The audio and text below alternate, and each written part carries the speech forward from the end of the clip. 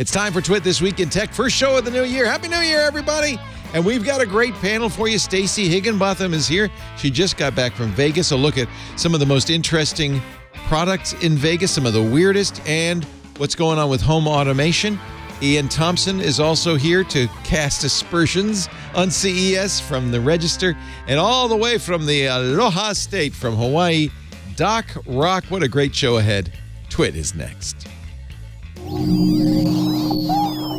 Podcasts you love. From people you trust. This is Twit.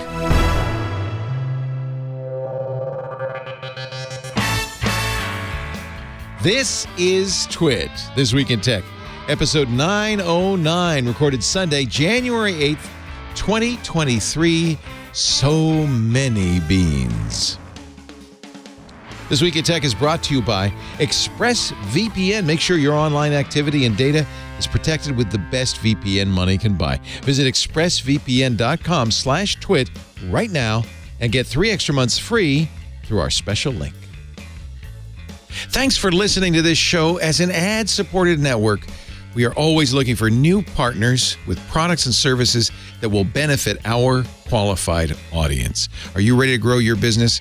Reach out to advertise@twit.tv and launch your campaign now.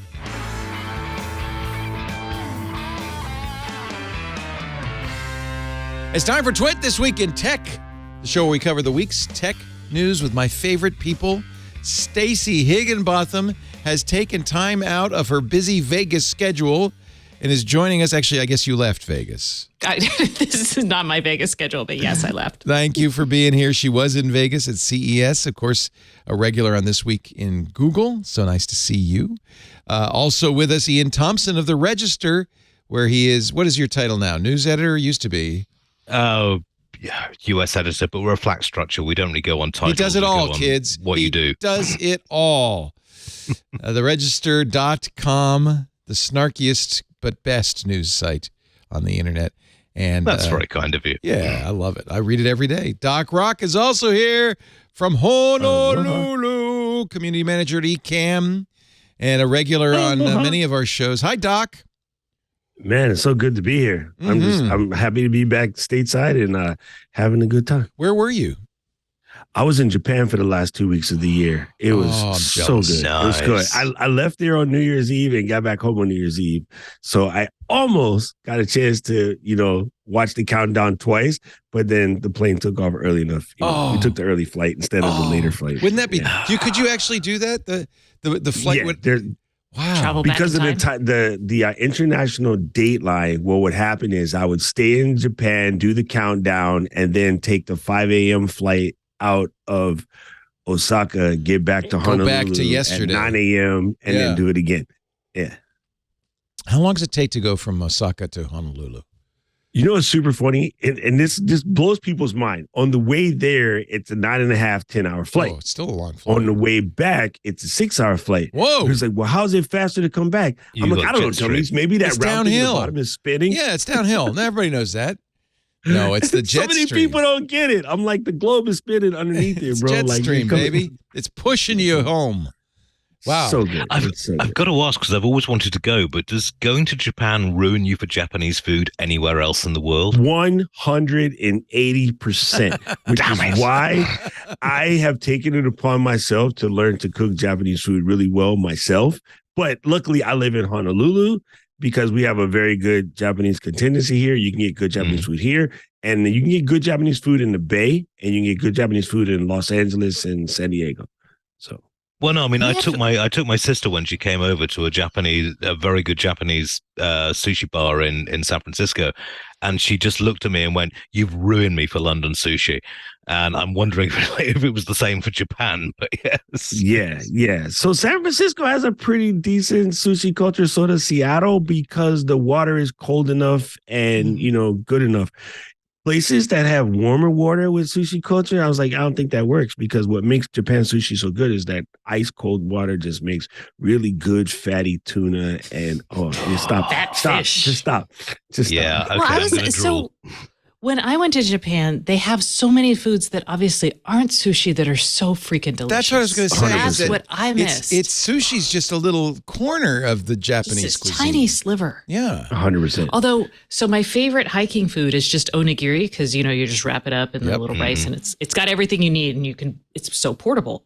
And I finally found a place actually here on Bainbridge that makes it for it. Like does a good onigiri that I can now pack my. You can make it yourself. You got to go back. I know and I can. See the show when Leo and I talk about rice cookers.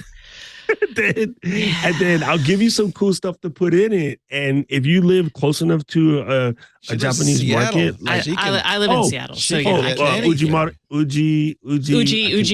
Maya. I think Uji Maya. Yeah, Uji Maya. Yeah, that's the name of it. That's it. And they have all of the right stuff you need to put in it. It's super easy, and you can actually get the good quality rice at the Uji Maya over there as well. So, oh my God, it's so simple. It's so simple. I know it's easy. It's just out of leftovers. But I like it because like you could walk into a gas station in Japan. They're just like, this is our gas station food. And I'm like, your gas station food is so much better than ours. The convenience store food in Japan. 7-Eleven in Japan is gourmet dining, man. Yeah. So also, Japan does Kit Kats like nobody else. I mean, I love my Kit Kats. Wasabi Kit Kats. And, wasabi, green tea, teriyaki. It's just marvelous. A friend of mine came back from Japan and bought those. He said, "You're going to love this." Emptied out a big carrier bag of really weird Kit Kats on the table. That lasted us a week and some, indigestion, but it was interesting. Is Hawaiian wasubi kind of their version of onigiri? It's the rice ball. So the with spam. The musubi started as a onigiri, but when we first started to get, the quote unquote hapa, right, half Japanese, because of people that moved here after the war, that just became part of the culture. So you can get musubi with hot dogs, chicken, spam. If you don't like spam, I mean, there's other musubis as well. Oh yeah. And, from now on, instead of Peeps, I want these. Every Easter. They're so cute. Right. Bento culture will blow your mind. I love bentos. Make very cool characters from like your kid's favorite TV show. There's shows to show you how to make those characters as bentos for your kids. And it's the clever way that Japanese mothers get their kids to love vegetables from the gate is they always do it in really cool. And they're also pickled and they're delicious. Oh, yeah. I love it. Yes.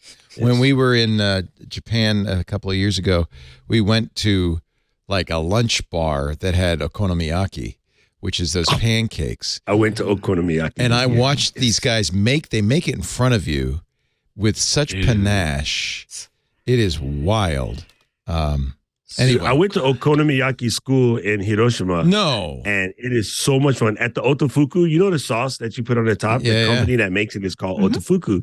So they have a school you can go to learn how to do it. It is such a blast. If you're ever in Hiroshima, it's not Hiroshima, people. It's Hiroshima. If you ever get a chance to go there, just do that. It is the dopest experience. Actually, that might be where we had it, come to think of it, is in Hiroshima. It's so good. All right, that was our Japanese food segment. Thanks for joining us. When you invite me, it's going to happen. Sorry. I will say there is a Japanese food robot at CES. It's a brand new one from, let's see. Oh, Sony? It's a ramen. It's what? It makes ramen? Hold on. Yeah. Oh my gosh, it's delicious. Yokai. I've had it. Yokai. That's it. I was like, it's yokai. It's a desktop ramen robot. Oh, this is one of the things. Until I come to the US, I'd never tasted ramen. And I love ramen. I'm now an addict. Every culture has a noodle soup like this, though. I think it's universal. Yes. Yeah. All noodle soups are great, but ramen is also great. Matzo ball soup, but I love ramen. And the name is cool because yokai are basically poltergeists. Oh. So these are there we go. These are ghosts in the machine, the making your ramen. Ramen. So I would rather just go to a ramen shop. There are quite a few ramen shops in the Bay Area. I'll go down there. So this is what they're for. They're designed for, they started with a vending machine, a big one, and it was designed for like your hotel lobby. Like, so let's say you got in too late and the you Japanese just, or an love airport. This stuff, don't they? Yes, they do. Get the best. I think Americans do too. I guess so. But the things you can get in a Japanese vending machine, are unlike anywhere else in the world. Oh, so good. So good. They've got coffee, hot and cold. They've got, it's kind of amazing what you can get. You see, the Dutch do this as well. They have vending machines built into the walls in Amsterdam, for example, usually just outside smoking cafes where people are very hungry. They're very starving. Yeah. But I mean, it's hot food in a vending machine, and you put your stuff in. But the Japanese take it to just the perfect level. Let's actually stay on food. Did you see any other food related stuff at CES? I saw the budget Thermomix. Oh, it was very exciting. Because I have unfortunately, the expensive, just like you got me to buy the real June oven instead of the less expensive one they sell now. Okay, budget Thermomix. Is it from Thermomix? Early adopter. Yeah, I know. It is not from Thermomix. Okay. It is from another company. And how Thermomix is a weird device which Stacey told me about, and of course I immediately purchased. That's a blender that heats up. You can cook anything in it, soups. It makes the best mashed potatoes I've ever had in under half an hour. It makes the best risotto. Never met my mother then, but no. Oh, we'll have a mashed potato off. I'll have to fly her over, but we're on. If she brings the bangers, I got the mash. And I think this is actually interesting because CES used to be a lot of PCs, and then there would be a car section, which was like kind of, car accessories. There'd be a sound section. But really, because computing has really migrated into every part of your life, it's everything now, including consumer electronics. Yeah. Is actually means something more now. Yeah. It was honestly, it's more than just overwhelming as like there's whole sections of the show I don't even care about. And so if you don't ask me about all whole new cars were launched there. Oh yeah, but we have Samable Sam for that. You don't have to go into the North Hall at all. I was like, stay out of the North Hall. I did. Or actually, that was the West Hall. Yeah. Yeah. And so broad picture, y'all. Broad picture. No one was there. No one was at CES. Really? There was only, so they said they were expecting 100,000 people, which is down from 170,000, which was CES 2020 before the pandemic. Right. Yeah. I cannot believe those people were actually all there. For anyone who goes to CES, when you're going in the Venetian, for example, you're going into what was the Sands, now they call it the Venetian Expo. You are wall to wall packed with people. It is a nightmare getting into these spaces. Nothing. There were people could walk in groups 3 abreast and you could still bypass them. Wow. Yeah. Oh, that's a whole different game. I mean, what was the queue like for press conferences? Because it used to be you'd have to queue for 2.5 hours for press conferences and get turned away. Or even just to take the shuttles to get back to your hotel. It was better to walk. I don't know. 2 miles. Oh, it was always awful, the cab lines. I don't know. The cab lines weren't. They weren't bad because that's the metric for me. If you there weren't cab lines. Oh, I that's walked insane. out of the airport and I just walked right there. Straight there. I got my badge at the airport because I always do, but I didn't wait in line. I just walked right up. Badge for people who don't town. do this, and of course it's a very specialized thing that mostly it's tech journalists, but specialized form of masochism. But yeah, it really is. The reason people like Ian say that is because it usually is very, very crowded.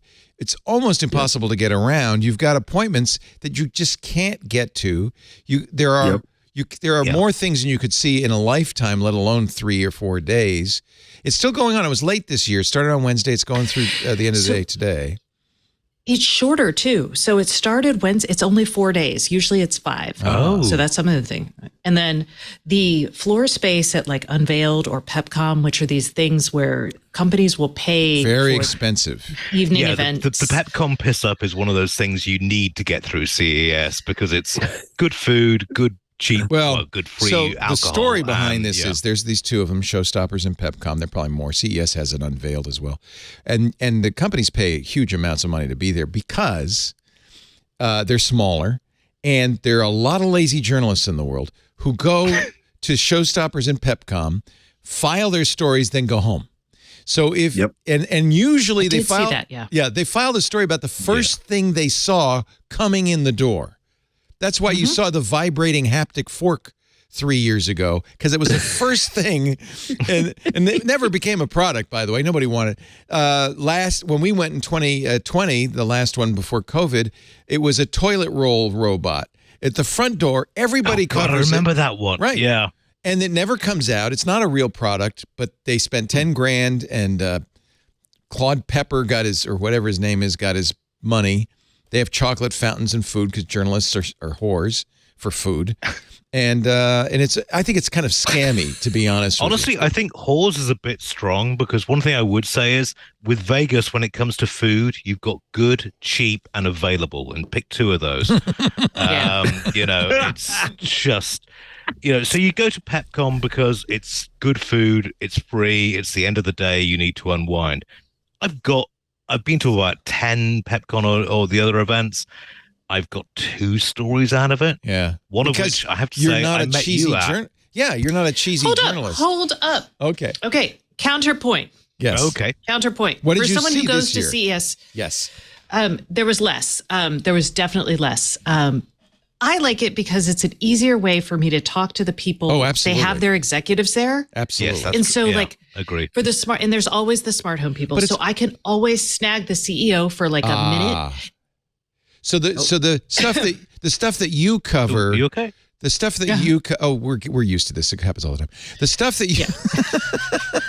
Stacey, I'm constantly eating. I can't breathe. I can't drink. Something flew into her mouth. Don't worry about it. She'll be fine. So the stuff you cover is well covered, I guess, at these shows. But it is a fraction of the total at CES. Oh, yeah. It's 50 or 60 booths.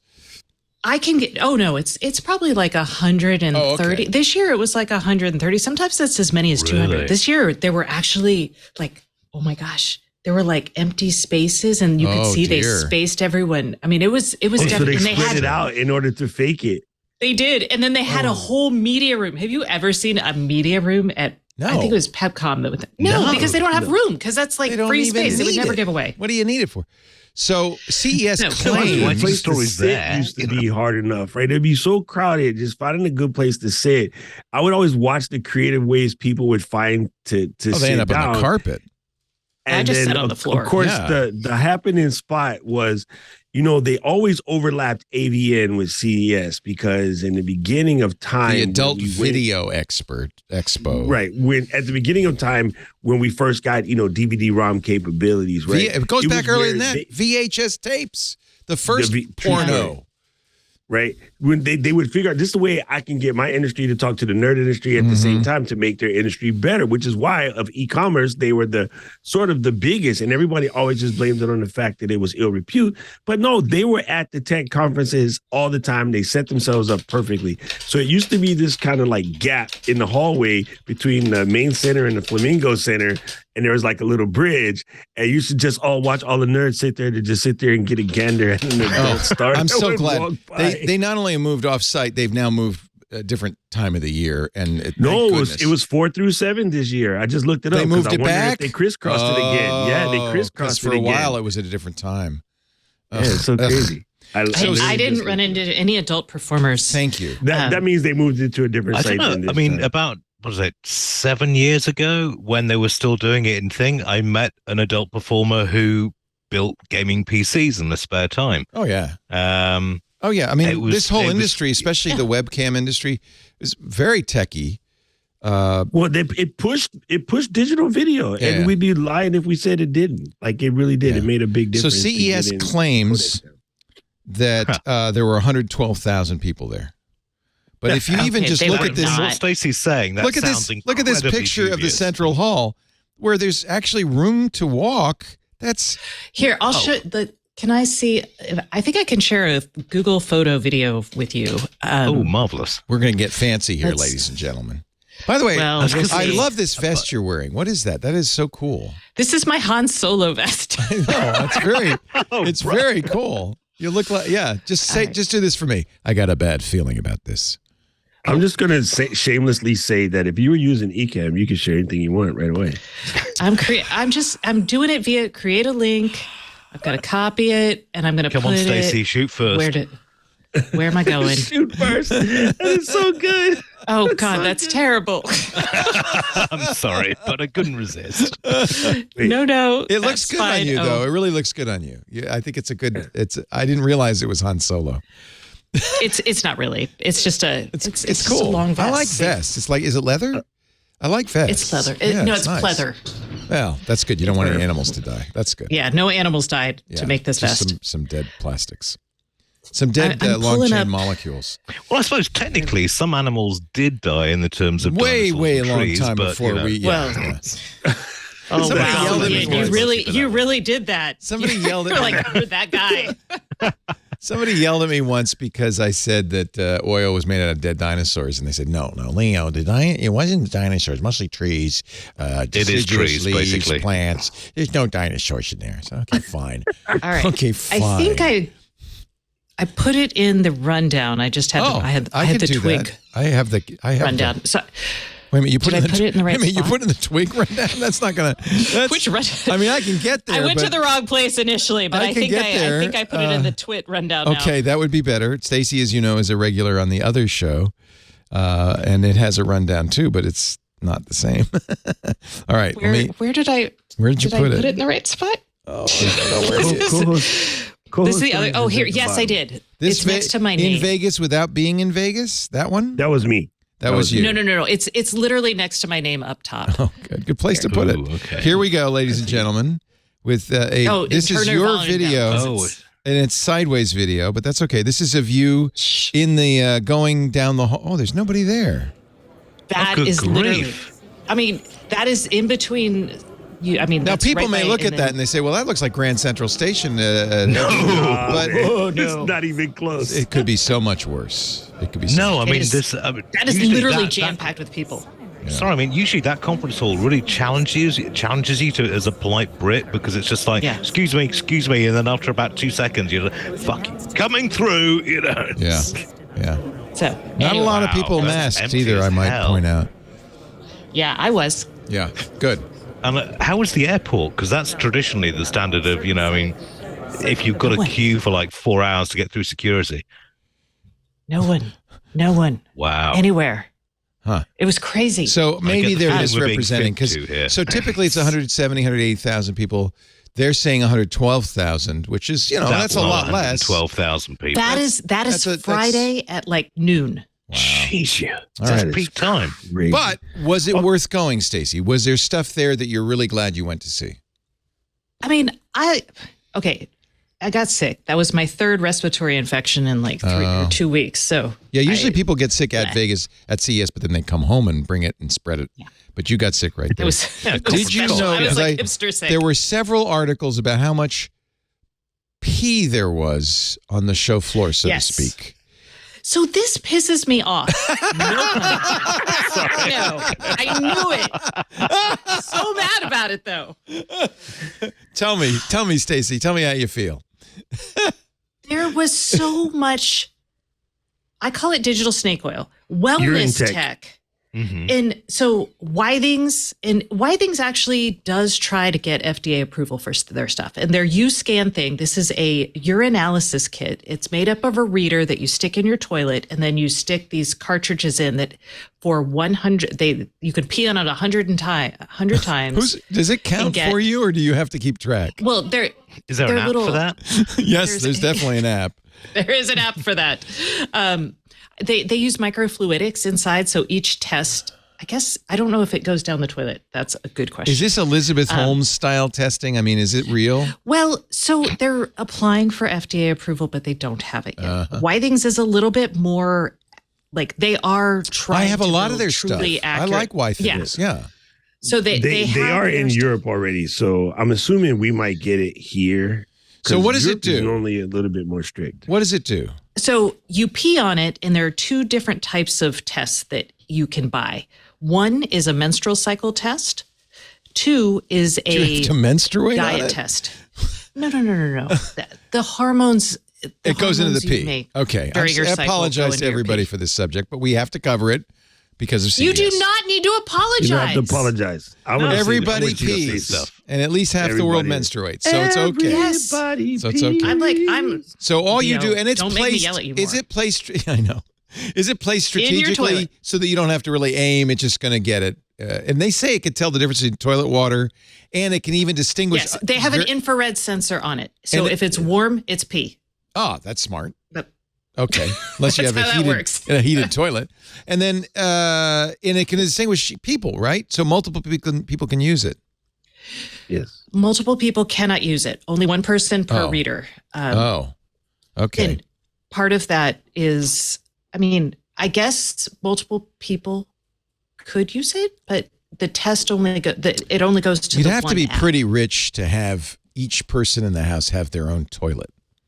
Well, also, We have you'd 4 have to take toilets them in our on and house. put them off again, surely, because if it's one person It does come per with gloves. pee, I don't want to it comes with handle it. gloves. Okay, well, that's perfectly awful. I mean, So you don't. So the reader goes here's in there where and you it change makes out the sense. cartridge. Here's where it makes sense. And I know it's going to sound funny to people, but like I had a diabetic in my family. And one of the things that we used to do is used to check Sure. for Sugar in the different urine. levels Sugar in your urine pee, yeah. tests, right? So if it doesn't matter the rest of us are going to use it, it would matter when my stepmom would use it, because that way we would know and get early warnings if Yes. she was having something that was long term. Even more if than she just a wasn't simple doing spike. finger pricks or anything else. Right. In fact, that's what, as I remember, that's what diabetes means.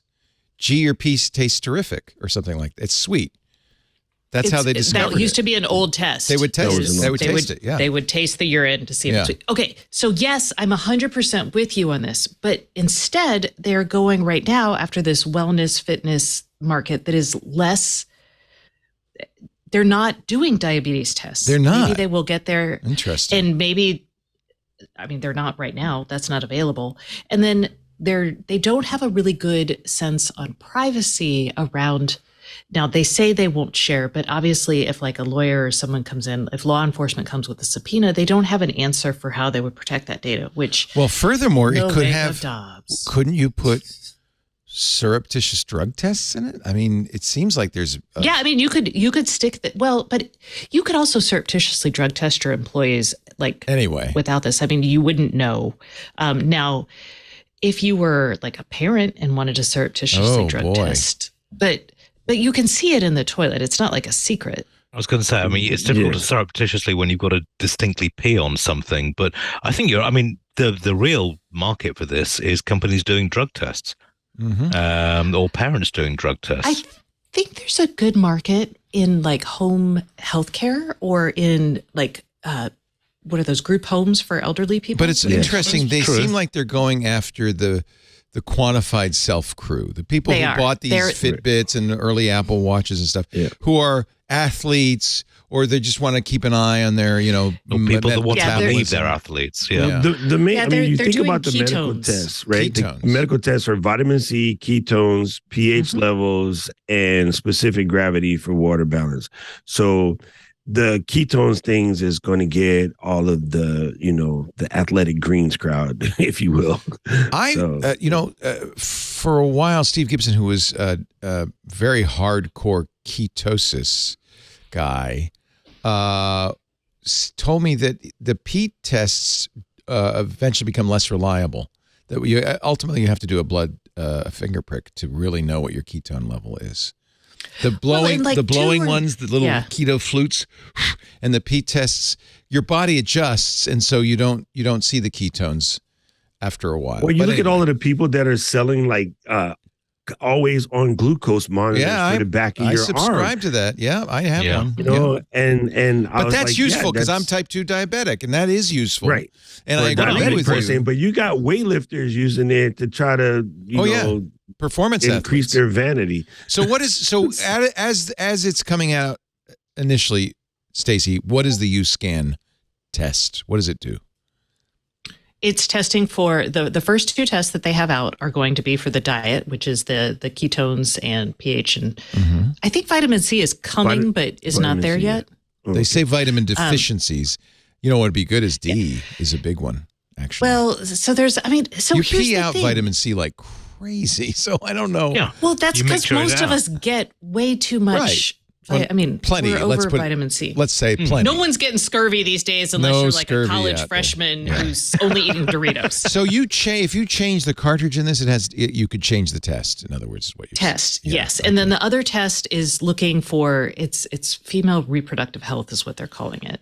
And so you I could tell assume if you're it's pregnant. tracking menstrual cycles. You certainly can tell if you're pregnant. I mean, that'd be a silly reason to get it. But it's sort of when you're sort of the when you're danger fertile, because when you're ovulating. yeah Yeah. That's it's tracking interesting. So you could do that. Oh, Yeah. I think that's kind of That's nice, right? well we Yeah, do, but we've that's had tests. The where the Apple privacy Watch stuff does comes something in, called though. And we do. retroactive ovulation, which strikes me that's as great a after little you're too knocked late. Well, so for ovulation, you can use body temperature. Sure. That's That's the rhythm method. And Yes. the rhythm method is just tracking days. Oh, for okay. the most part. I And thought you people also did I mean, temperature. rhythm method is anything that is Right. like Calendar. not hormonal. And occasionally basically. It's you'll calendar. hear, tell me about It, the it rhythm was the method. Meet your roulette brother. that too many of us played in I can college. tell you right and some now, of y'all lost. I wouldn't be here if the rhythm method worked. Let's just put it that way. But you can track pretty granularly when you ovulate now, to quite like to the day and sometimes even time of day. Yeah, so that's useful. Whether you're trying to you get can pregnant do or not, with- that's useful. I could see that. Sure. Yeah. With the urine tracking hormones in your urine, I don't know how exact it is, and they don't actually know because they don't have they're not publishing that data right now. But they're saying it's accurate enough that you can track your fertility with that. And then This isn't the only one. Here's another one. This is Yes. a yellow. It's called Yellow Sis. A Korean company. It was a Samsung incubator. This is just like a pea stick on a thing that you. Oh, I forget it. I don't even want to talk about this. It looks like my chlorine test strips. It does. It I looks mean, for exactly my what I hot use in the tub. hot tub. Yeah, exactly. Like, oh, hey. Oh, hello. What is this? The Vivu. It's a toilet mounted hardware. Oh God, I swear to God. Yes. Why was there? Basically- so hard to go Is to it the loo. because I'm sorry. Apple He owns is the the new wearables? steps. Apple owns the wearables, basically. It's Apple and Fitbit and then everybody else. So they're finding some other area. Is that it? I think it's no. You can. I mean, you can accurately test for new things using urine. Okay, that's true. That's true. So that's what these efforts are. Different biomarkers, and there is real interest in the medical space for urinalysis I think that makes sense. that is Yeah. FDA approved, Yeah. but none of these are that. And that's really important to say because like even from an FDA approval, only AFib on your Apple Watch is approved. So everything else like Right. blood ox, all that's marketing. Let's move on because I think we've plumbed this subject sufficiently. We've taken the piss out of it enough. Yes. Well, do you not want to know about the $19,000 smart toilet from Kohler? Are you kidding me? Kohler showed this last year and the year 19,000? before. They've been showing this forever. This is the second generation. Oh, and even this better. time, it's real. This Yeah. time We're not gonna you flush can this one actually- away. That, by the way, should be the slogan for CES. This time it's real because most of the time it's not, frankly. Oh, I looked Well, at some of this- the concept cars and it's Yeah. like it'll all end in tires. but It's that's- crazy. So what? So this this is a big Kohler trend. smart toilet for how The much? new Me Too. 19,000. I believe it's 19,000. Oh, first world problems or what? Yeah, really. Me Too toilet. But so here's the big trend that I thought was fun. It's CES, not fun. Fun in just maybe the whole bathroom suite was 19,000. Yeah. Oh no, I'm sorry. The toilet is 11,500. Oh, Oh, wow. that's my perfectly bad. reasonable then. There Yeah. you go. Okay. Sorry, I'm really sorry. I believe the other stuff also, like they have a whole suite. Okay, so this is this idea of smart things getting built into your home, like into the home infrastructure. I saw lots of people, this is less sexy, but everybody and their dog now has like a Fin or a water home monitoring and shut off thing, which actually is hugely valuable. Those are cool I because love they it. detect leaks without knowing where the leak is. It's They do. amazing how that They works. detect leaks. Yeah, I saw And that then a couple of years ago. many of them have Yeah. auto shut off. What we saw at CES this year was tons of companies now offering it not to consumers, but to home builders. And That's so smart. Yep. it's smart, but it's also a little weird because you're like, hey, if your builder is going to offer this, how do you get the app? How do you resell it? Why would they spend the money on this? Because if you go into a development these days, this is how they compete. The list of smart home features that we offer. But that comes with a massive disadvantage, though, because when the companies that make those smart home devices go bust, you're now left with an unsupported product. You know that. I know that. Nobody knows it better than Stacey. This is marketing. This is not. Yeah, I agree with Stacey. It's complete marketing bull. They're going to get people sorry, ahead of the game. There's a reason why a lot of techies don't have these devices in their homes, because they're fundamentally unsound and unsecured. And it's unfortunate because a lot of these are quite like my Finn water thing. Finn is brilliant. I have it plugged in. Yeah. Well, these are actually the things here are actually easier because you don't have to install them yourself. They already come with your house, so you have the app, but you do have to connect it. But when you I don't know how long that's going to work. Right now, I've had my Finn for 3 years. In 2 or 3, it might go out. Or they might stop supporting it. Or the idea of this thing is you put it on a pipe somewhere in the house and it could detect water leaks anywhere in the house or water left on. It's phyn.com. Yes. And alarm.com was showing off. They have Water Dragon, which I hear uses Z-Wave long range, which I can tell you about later, but no one will care. Interesting. There was several startups with their own options there. And then, so also being built in the house, I'll give you one sexy thing, and then I'll give you one thing that is just crazy, and we can talk about it. So my sexy thing is energy management. So Schneider showed off their whole energy management kit, starting with a smart breaker board, an integrated battery, an EV charger, and it goes all the way down to their wiser smart switches. And so this is something that a builder would want to install. You wouldn't do this retrofit. I wouldn't. So you will see. So, and there were tons of things like this. We've actually seen smart breaker boxes at CEDIA and some other places in the last few years. What's coming to a head is it's a trifecta. It's climate change causing us to need resilience with power outages and everything else. Right. It is electrification. So as climate change worsens, we're all buying more electric and we're requiring more amps and pulling more electricity from our homes. Heat pumps and things like that. Yeah. Heat pumps. Yes. And EVs. And whatever else. That's right. And then the unreliability, the dynamicism. This is why I don't do video. This is why I'm a writer. The dynamic nature of renewable energy means we're going to have to store and use the load at times when it's convenient for us, even though the sun may not be shining or the wind blowing. Yeah. So all those 3 trends are coming together. And what's happened and what has really hit the ground running this year is we're seeing a lot of solutions to store the energy, to manage the load, either at the breaker box or with Samsung's talking about their SmartThings energy AI platform. And we also saw the Home Connectivity Alliance, which is a group of appliance companies getting together to pitch ways to interoperate in the cloud, have your washing machine talk to your water pump and then be able to control, for a utility to control all of the washing machines or dryers out there to lower their temperature during demand interesting response. Wow. Yes. So that's a really big cool trend. You get home and your clothes are wet and they say, yeah, we turned down your dryer for you. The idea they might have to, right? They might have to. Yeah. But also, if your appliances are smart enough, and this is where I do think SmartThings, smart home stuff does come into play. It's not as sexy as colored lights, but it's important, is I can say, hey, look, you can always turn my thermostat down by this amount. I will delay drying my clothes. Yeah. I will put my fridge in eco mode because I don't care. But I've got a dead body in my outside freezer, so I need that to stay as cold as possible. So don't we all had that problem. Yeah. And then you know what's funny is we're missing some parts of the tech though. Again, sorry, I just came back, so it's fresh in my head. Since I was in school in Japan back in 2006, they've had washer dryers that are a single unit.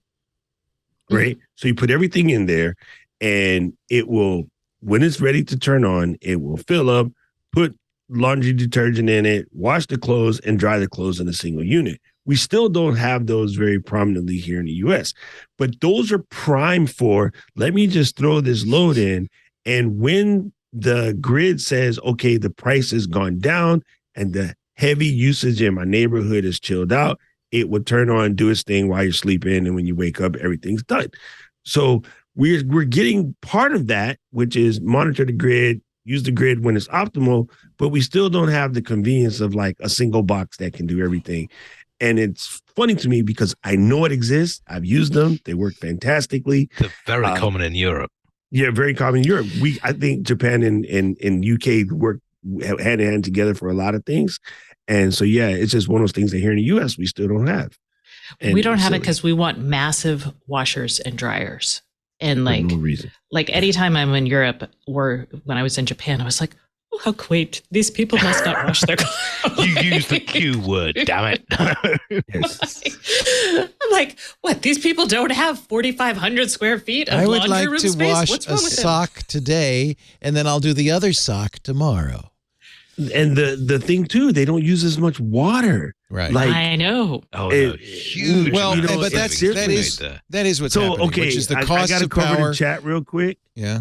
The chat is saying we have larger families, BS, and we have different types of clothes, BS. I'm going to just call that, unless you've been there, please don't say stuff like that. We just have to get used to it. But you know what's that's forcing not the it? same. Economics are forcing it because power is getting more expensive, water's getting scarcer. We're going to have to face it. The Japanese have lived in an environment where they're very tightly packed and the resources are scarce. Well, resource strained. And so they've really they've been smart about using resources. Well, we've had a lot of room for a long time. We're soon going to be facing these kinds of economic restraints anyway. And that's good. That's why there's all this stuff, I would guess. Stacey, what about matter? Was matter there? Did matter? Oh, wait. Did it matter? Matter is going to matter. But first, I'm going to tell you one more thing. Yes. About being built into your house. Yes. This is the Masonite door with power, with the integrated this is Ring nuts. doorbell. No. Okay, hold on. Okay, I suspect an argument's coming up, but we'll see. How much, first of all? The smart door, the M-Pwr door. $6,000. Okay. It's $6,500 for the M-Pwr door. Mm-hmm. And what does it do, Stacey? It has here's the key thing. It's the door you have to charge, ladies and gentlemen. No. You don't charge it. It is a door. Actually, I took a video of this door. If you, I can. There's an integrated power cord that's built in, so it's pulling power. Again, this is something built into your home. So you do have to have a door, whatever you call that opening, that's near a plug. But somehow, it's when not you build near a the plug. home. It's when you build the home. It's when you build the home. Yeah, okay. I'll so this show is it not to for you. aftermarket. This is for a new if you home. renovate it, or renovate your house will have power there. Yeah. Here, doorbells. Okay. Put it in the same place that you put the other one, and I'll click it. Sorry, share. Oh wait. You don't have to share. Someone whose power has been it's a flickering slideshow. on and off last night. Then how does it work if the power doesn't go on? It has a battery in it. So it has a battery will work for a while, but then you're stuck. You have to stay inside or no. outside, depending on where you were You're not last. stuck. Okay, what happens? It has integrated lights. It's got a doorbell, right? All of that stuff, right? It's got an integrated doorbell. It's got a connected lock. Now the lock will still open if your power's out. All you need is like a little 9-volt battery. It'll start the. So you carry that with you at all times, a little 9-volt battery? Most people, I don't know about you, but apparently Kevin keeps a 9-volt battery somewhere secreted around his house. It's like the key under the door jamb. Sorry, how is carrying a 9-volt battery less of a problem than carrying a key? I mean, call me old-fashioned, but, I've got a pretty strong lock on the door, and it seems to work pretty well. Yeah, you don't carry it.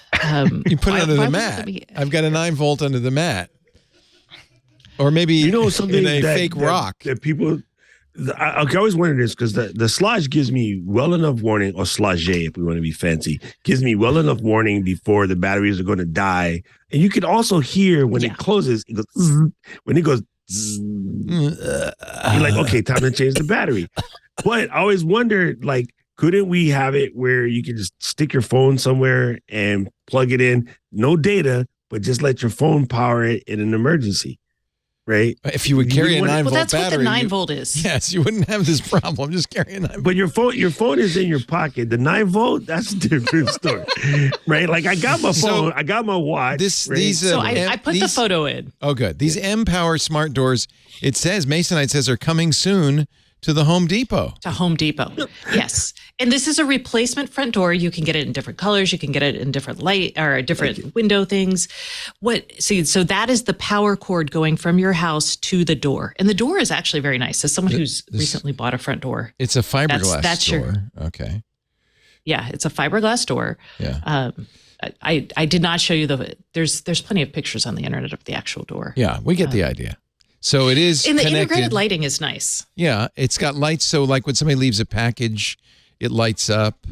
It has a welcome LED welcome lighting. It's got lights all along the top, the bottom. It's got a Ring doorbell built in. So I guess here's my issue. Yeah. I hate the fact that it's got the Ring stuff built in, and I hate the fact that there isn't a size standard like I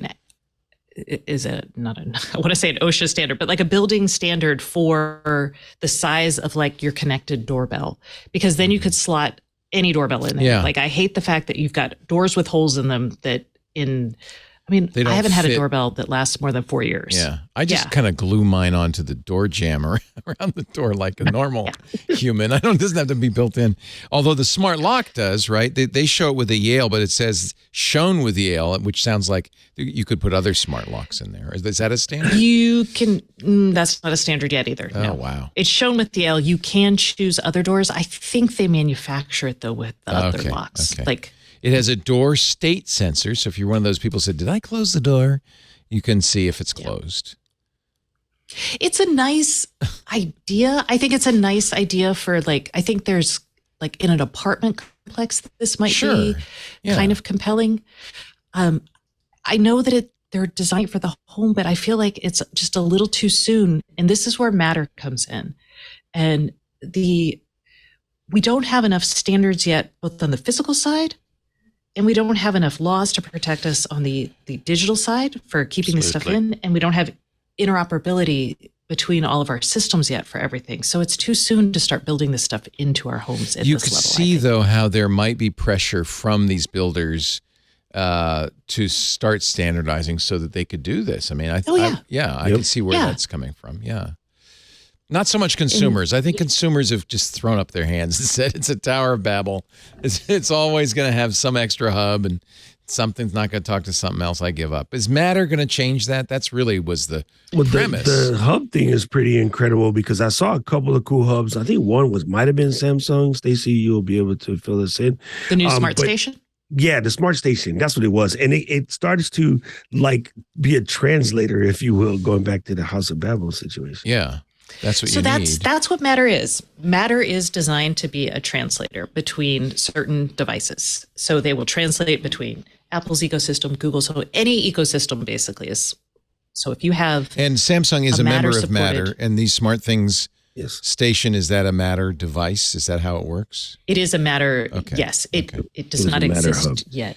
I really that hope was something interesting. like that works because we're going to have to deal with this interoperability problem for so many years to come, and anything that can fix that is welcome. That's the whole point of Matter, right? Well, people have been doing it with the last time you were on Twig, I have 6 Matter hubs. Yeah, the last time you were on Twig, you said Matter is maybe not a high enough level solution to solve that it's more of a lower level solution. Is a lower level solution. Yeah. Yes.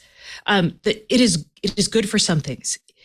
Your light bulbs are going to you could buy any light bulb, any Matter light bulb is going to work with any Matter system. And that's not going to be a problem for you. Right.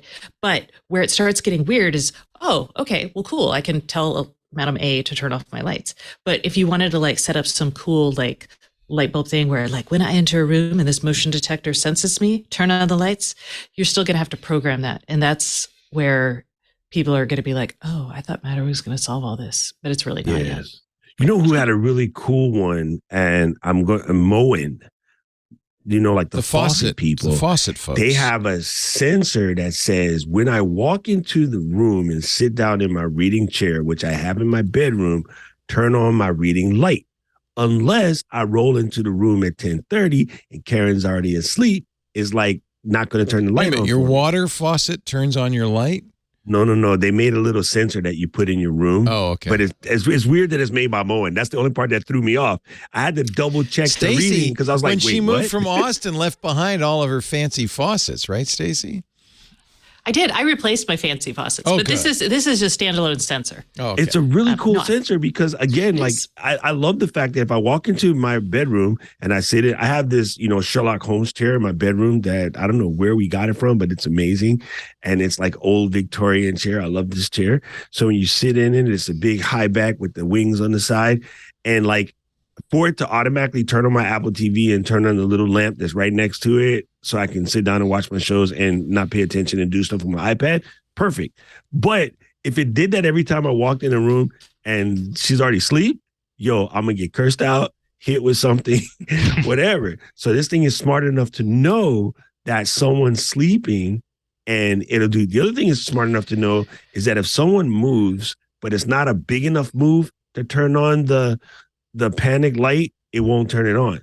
So it won't get tricked by breathing or the cat walking in and stuff. Are you sure that's the Moen sensor? I think that's what it was, the Moen Smart Sensor. You went there, don't ask me. Well, no, because I don't recall seeing it, and I'm looking for it. This exists. I think it was what you're Moen. describing exists. I just didn't. I'm like, really? Moen did it? But it's just weird that it came from the faucet company. That's the part that threw me off, I think. Well, that's what's throwing me off too. So Moen that's was there, according to Stacey, on IoT with new sprinkler and soil sensors. Maybe that's what you're confusing with. Well, yeah, they totally had that, and bless their hearts, they were just totally like. I was like, "Hey, is this soil sensor? That's pretty cool. Will it work with my other stuff?" And they're like, "No, we're using a proprietary system because." Have we learned nothing? Maybe I was wrong. I got to find out who made it, but it was really cool because those kind of things would come in really handy because right now the sensors are too sensitive. My kitchen one drives me crazy. Like it comes on for no reason. Yeah. So Nanoleaf actually they launched, and this is not, here's a good example of where Matter is not going to go as far. Nanoleaf launched something called Sense Plus Controls, and it is a light switch that's wired or unwired. It's going to be out, I think, I'll just say later next year. I think it's the third quarter of next year. They have an odd slogan. The only buttons not meant to be pushed. Yeah, so that is exactly what he's talking about. What Doc Rock is talking about is exactly what they're trying to do. They created something called Nala. It is the Nanoleaf Automated Learning, Nanoleaf AI Learning automations or something. Anyway, the point is they're basically applying smart rules to their lights and eventually possibly other lights that you're going to bring into the Nanoleaf system. So I know the name Nanoleaf. In fact, you introduced it to us because they make those things on the wall that do the shapes and all that. Mm-hmm. The triangles. They're now doing. Is this new for them, or were they always doing this and we just never? This is new. This is brand new from CES. And they're doing this because now they have the bandwidth. So I had the CEO of Nanoleaf on the podcast, Jimmy Chu, and he was like, "Yeah, we were spending so much time, modifying for Apple, modifying for Google, and now we can actually do this, which is pretty cool. Here, I'll show you the cool thing." This is from, I have your picture from your blog with the Sense Plus controls. Yeah. Oh, yeah, that's there. But this is their new, this is just fun. So that's a new fun. They're trying to bring color into everyday lighting in your house. And this is their ceiling option, which. Oh, it's so cool. You're doing something. Are you putting a link in to I put the link. I'm just swapping out links left and right. Oh, this is kind of, so this is that gone back to that geometry thing. So that's ceiling. That's in your ceiling is what they're trying to show you. Ooh, and if you can shrink those down, you could get some quite high resolution stuff. I mean, who wouldn't want to go to sleep with the Eye of Sauron going over them? Well, so that's one of the things, and this is big picture, but and I'm having had Nanoleafs in my life for a long time.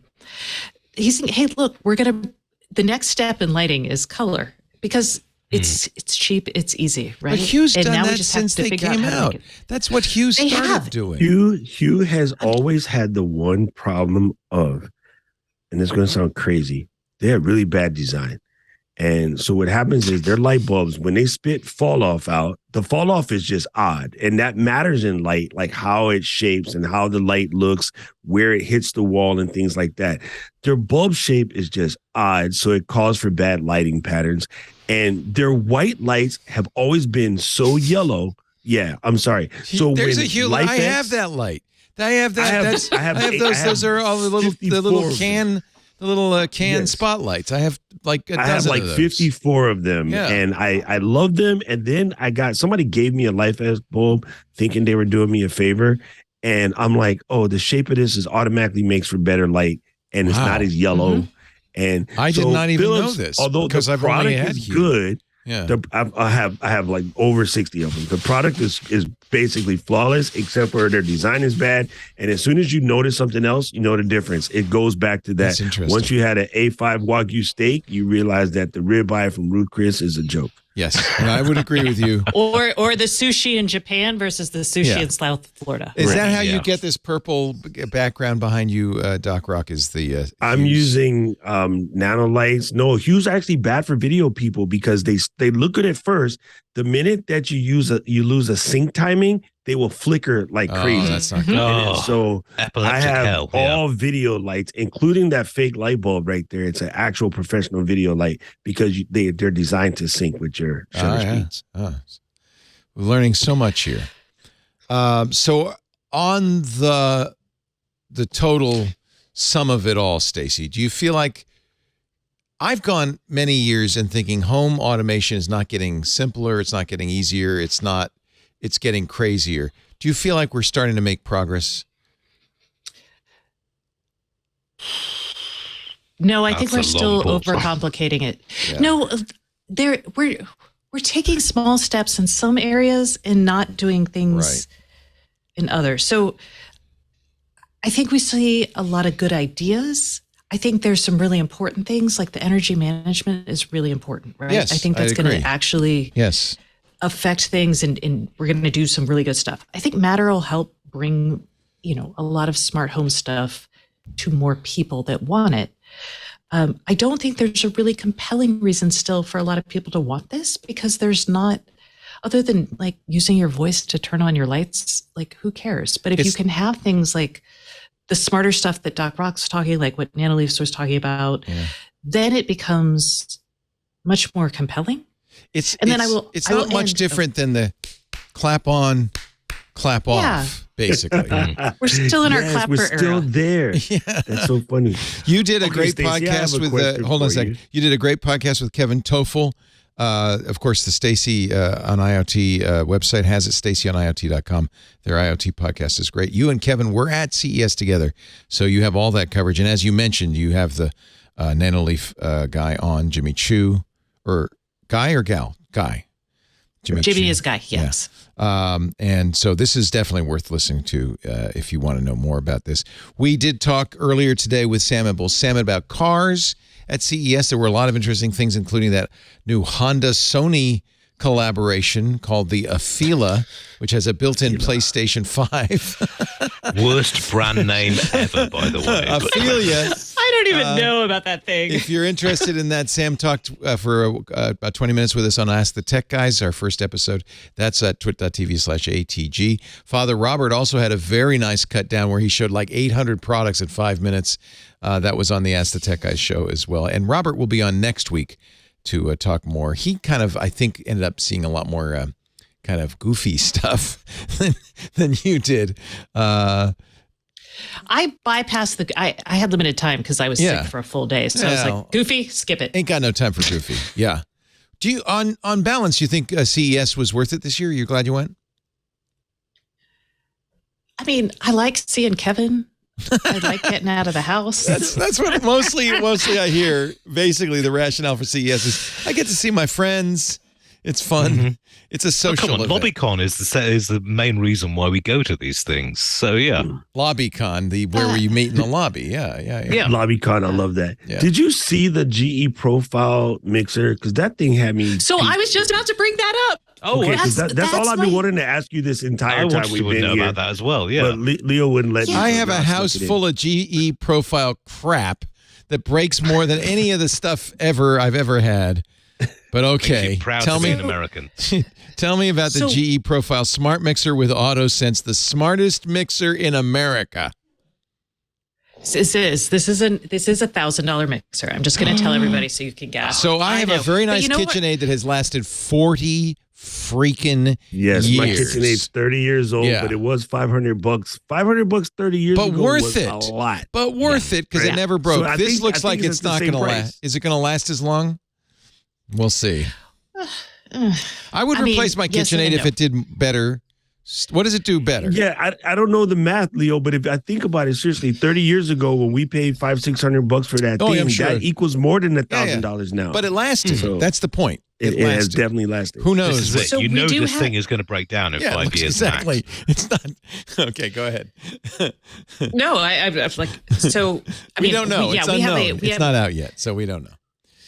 You saw it? You can buy it from Crate and Barrel, and I saw it, and I saw it in action, and they also offered macaroons. All they're showing is it's a dough hook mixing cookie dough, which is great for you, Stacey. But does it do anything else? It does. It does everything your mixer would do. The thing it's using that makes it interesting, and this is just the reason why we spent $1,500 on the June oven. Right. It's smart in the sense that it lets you become an expert. It has a scale. It starts augment you. Okay. So it has a scale. You throw in your ingredients. It also uses, it's built an algorithm that's basically checking torque on the motor. And based on that, it's understanding if your dough is needed or if your meringue is, or your egg whites are. Ooh, so you could say, if your meringue is meringue. Well, for instance, it's very easy to go from whipped cream to whipped cream to butter. If it would say, it's whipped cream, do you want butter? So it stops. And it stops. Yeah. That's good.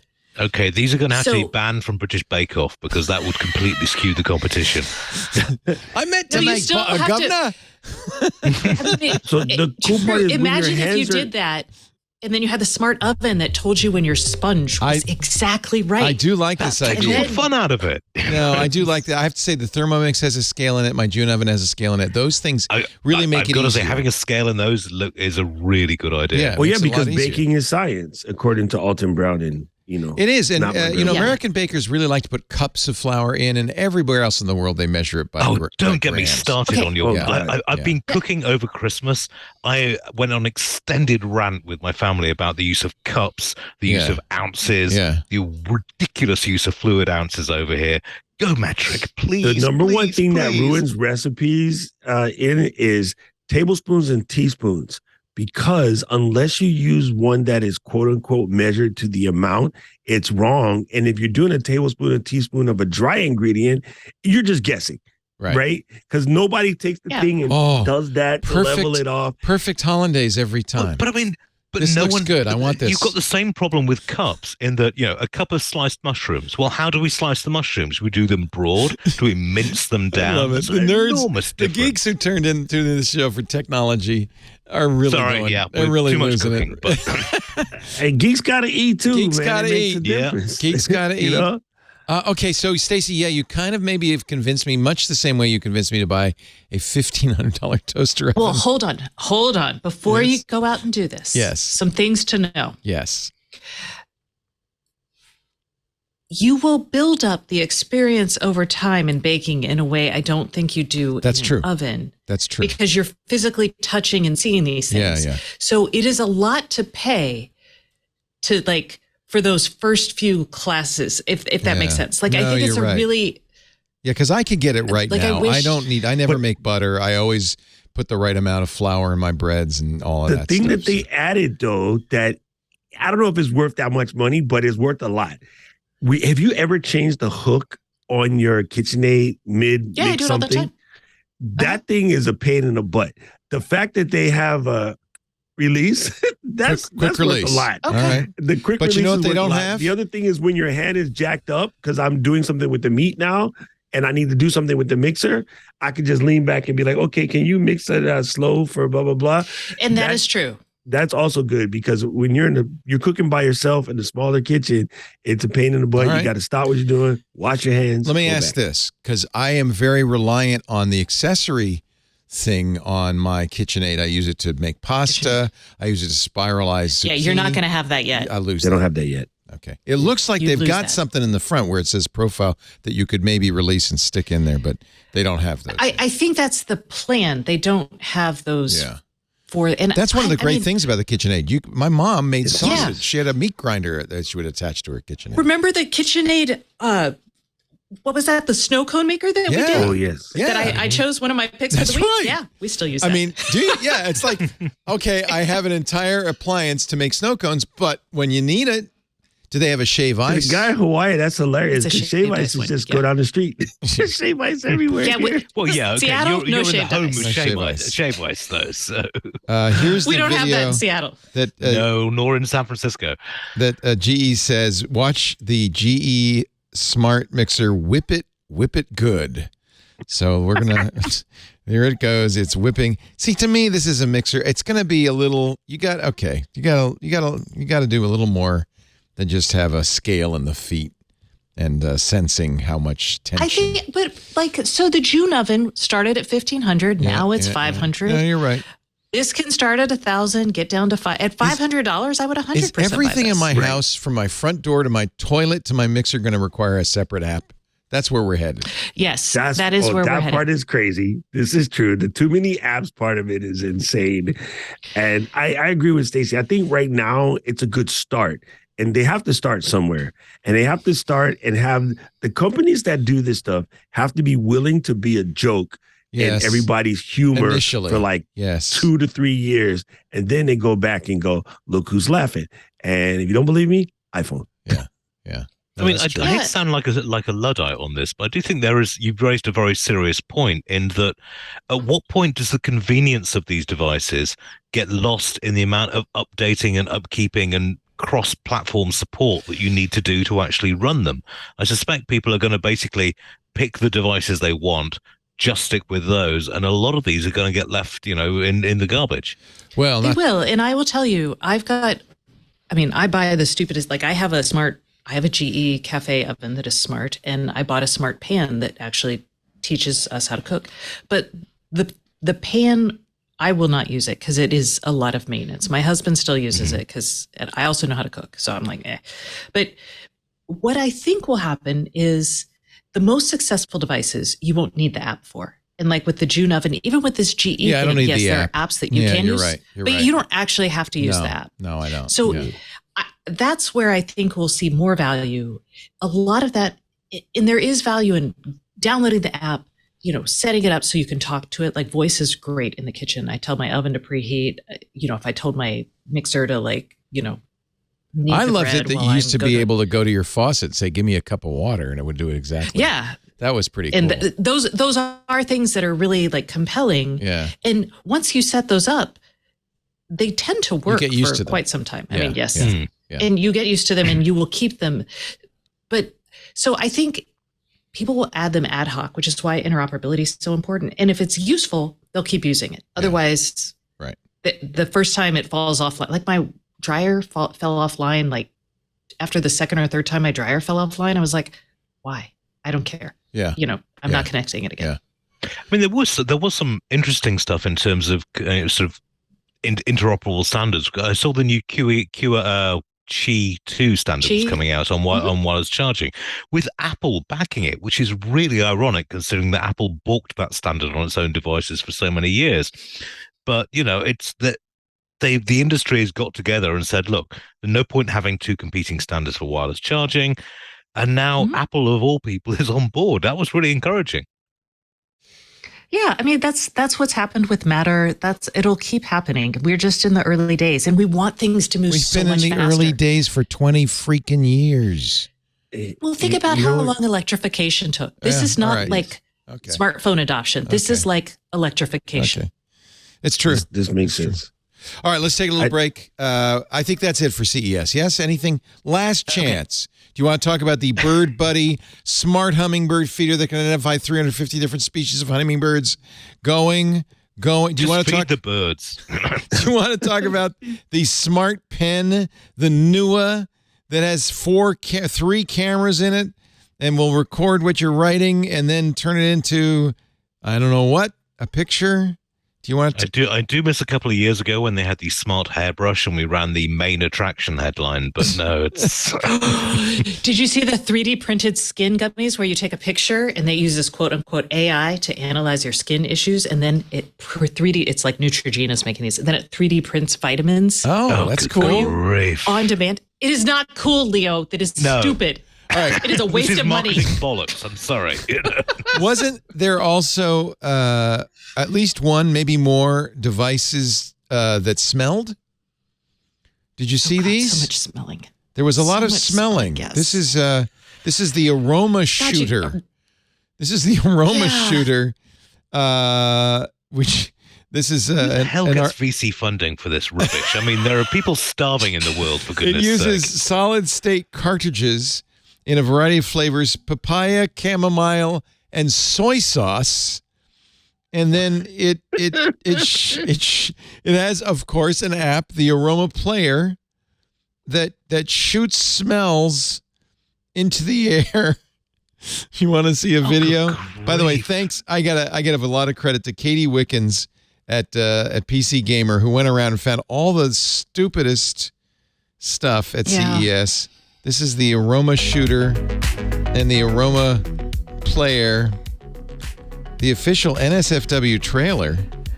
Yeah, I was going to say, do you want to show an NSFW Maybe I trailer? don't want to show that. I don't know. What is going on here? All right, let's stop it right now before kill it with fire. Oh, see, look, it's like a mixer, like Logic, only instead of mixing music, you're mixing aromas. So you've got orange, dark chocolate, peppermint, floral soap, perfume, and natural forest. And then while you're watching your video, the aroma shooter, which looks like, I hate to say it, it looks like it goes on your head and shoots at your nose, will shoot these smells at you as you're watching the video. Am I accurate? That sounds incredibly annoying. No, that's what happens. And then you saw like Moen launched a K-cup kind of thing for, or was it? It may have been Kohler. I can't remember if it was Moen or Kohler. I think it's Kohler, actually. Kohler's doing K-cups, aromatherapy K-cups for your showers. Nito Robotics is doing aromatherapy things that you stick in your vacuum cleaner. So when your Roomba, it's your Nito vacuums running around. People apparently feel like they smell bad and their world smells bad, because that was definitely a theme we saw at CES. Isn't that funny? You know, deodorant's only about 100 years old. You know, it was invented, and then it was just like, let's find a market for this. So they went after women, then they went after men, and now we're all wearing deodorant. And it's just, this wasn't an issue. Yeah, but do you remember what the world smelled like 100 years ago? I'm okay with deodorant. I lived in Texas for 40 years. Deodorant is really important. Just living in the Bay, man. The amount of people that thought patchouli was an excellent cover up for Old Spice. It's like, no, man. Patchouli is fine by itself, but patchouli and funk, nah, fam. No, it's like when you come in someone's house and incense is everywhere, and it's just like, I get you like the smell, but not all the time. Why is it that if I see a guy with dreadlocks, I almost am sure they're going to smell like patchouli? Why is that? What is that all about? If they're wearing that poncho too, it's 100% going to happen. By the way, that knit poncho, that was me in high school. I'm just going to say, but I didn't know any better. Then I found clove cigarettes and my life changed. Yeah, you don't know. Let's take a little break. We've got lots more non-CES material with our wonderful panels. This is a good way to begin the new year, I think. Our first official show of the new year. I hope you enjoyed the best of and the holiday episode we've done for the last 2 weeks. But it's good to get back in the saddle. Doc Rock is here. Ecamm Ambassador Extraordinaire, community manager there at Doc Rock. Great to see you. Ian Thompson from the Register. Always a pleasure. Ian, at Ian Thompson. Always fun. We were debating whether Ian should come up or not, and I think after last night's, it was either a bowling alley or a war zone. But I don't know, was it like that in San Francisco? It was. We had lightning. And thunder. I posted a video on Twitter. I mean, in retrospect, looking at the forecast, probably not a good idea. I'm glad because coming back down, it's going to be pretty brutal on the freeway. Yeah. And California drivers do not know how to drive in the rain. It never rains, but it pours. Here's Ian's video from A rainy day, a rainy night in San Francisco. It was a full moon, but you wouldn't be able to tell. And then we wake up this morning to a crystal clear blue sky and that full moon, half moon, just hanging there. So, but it was crazy. We had.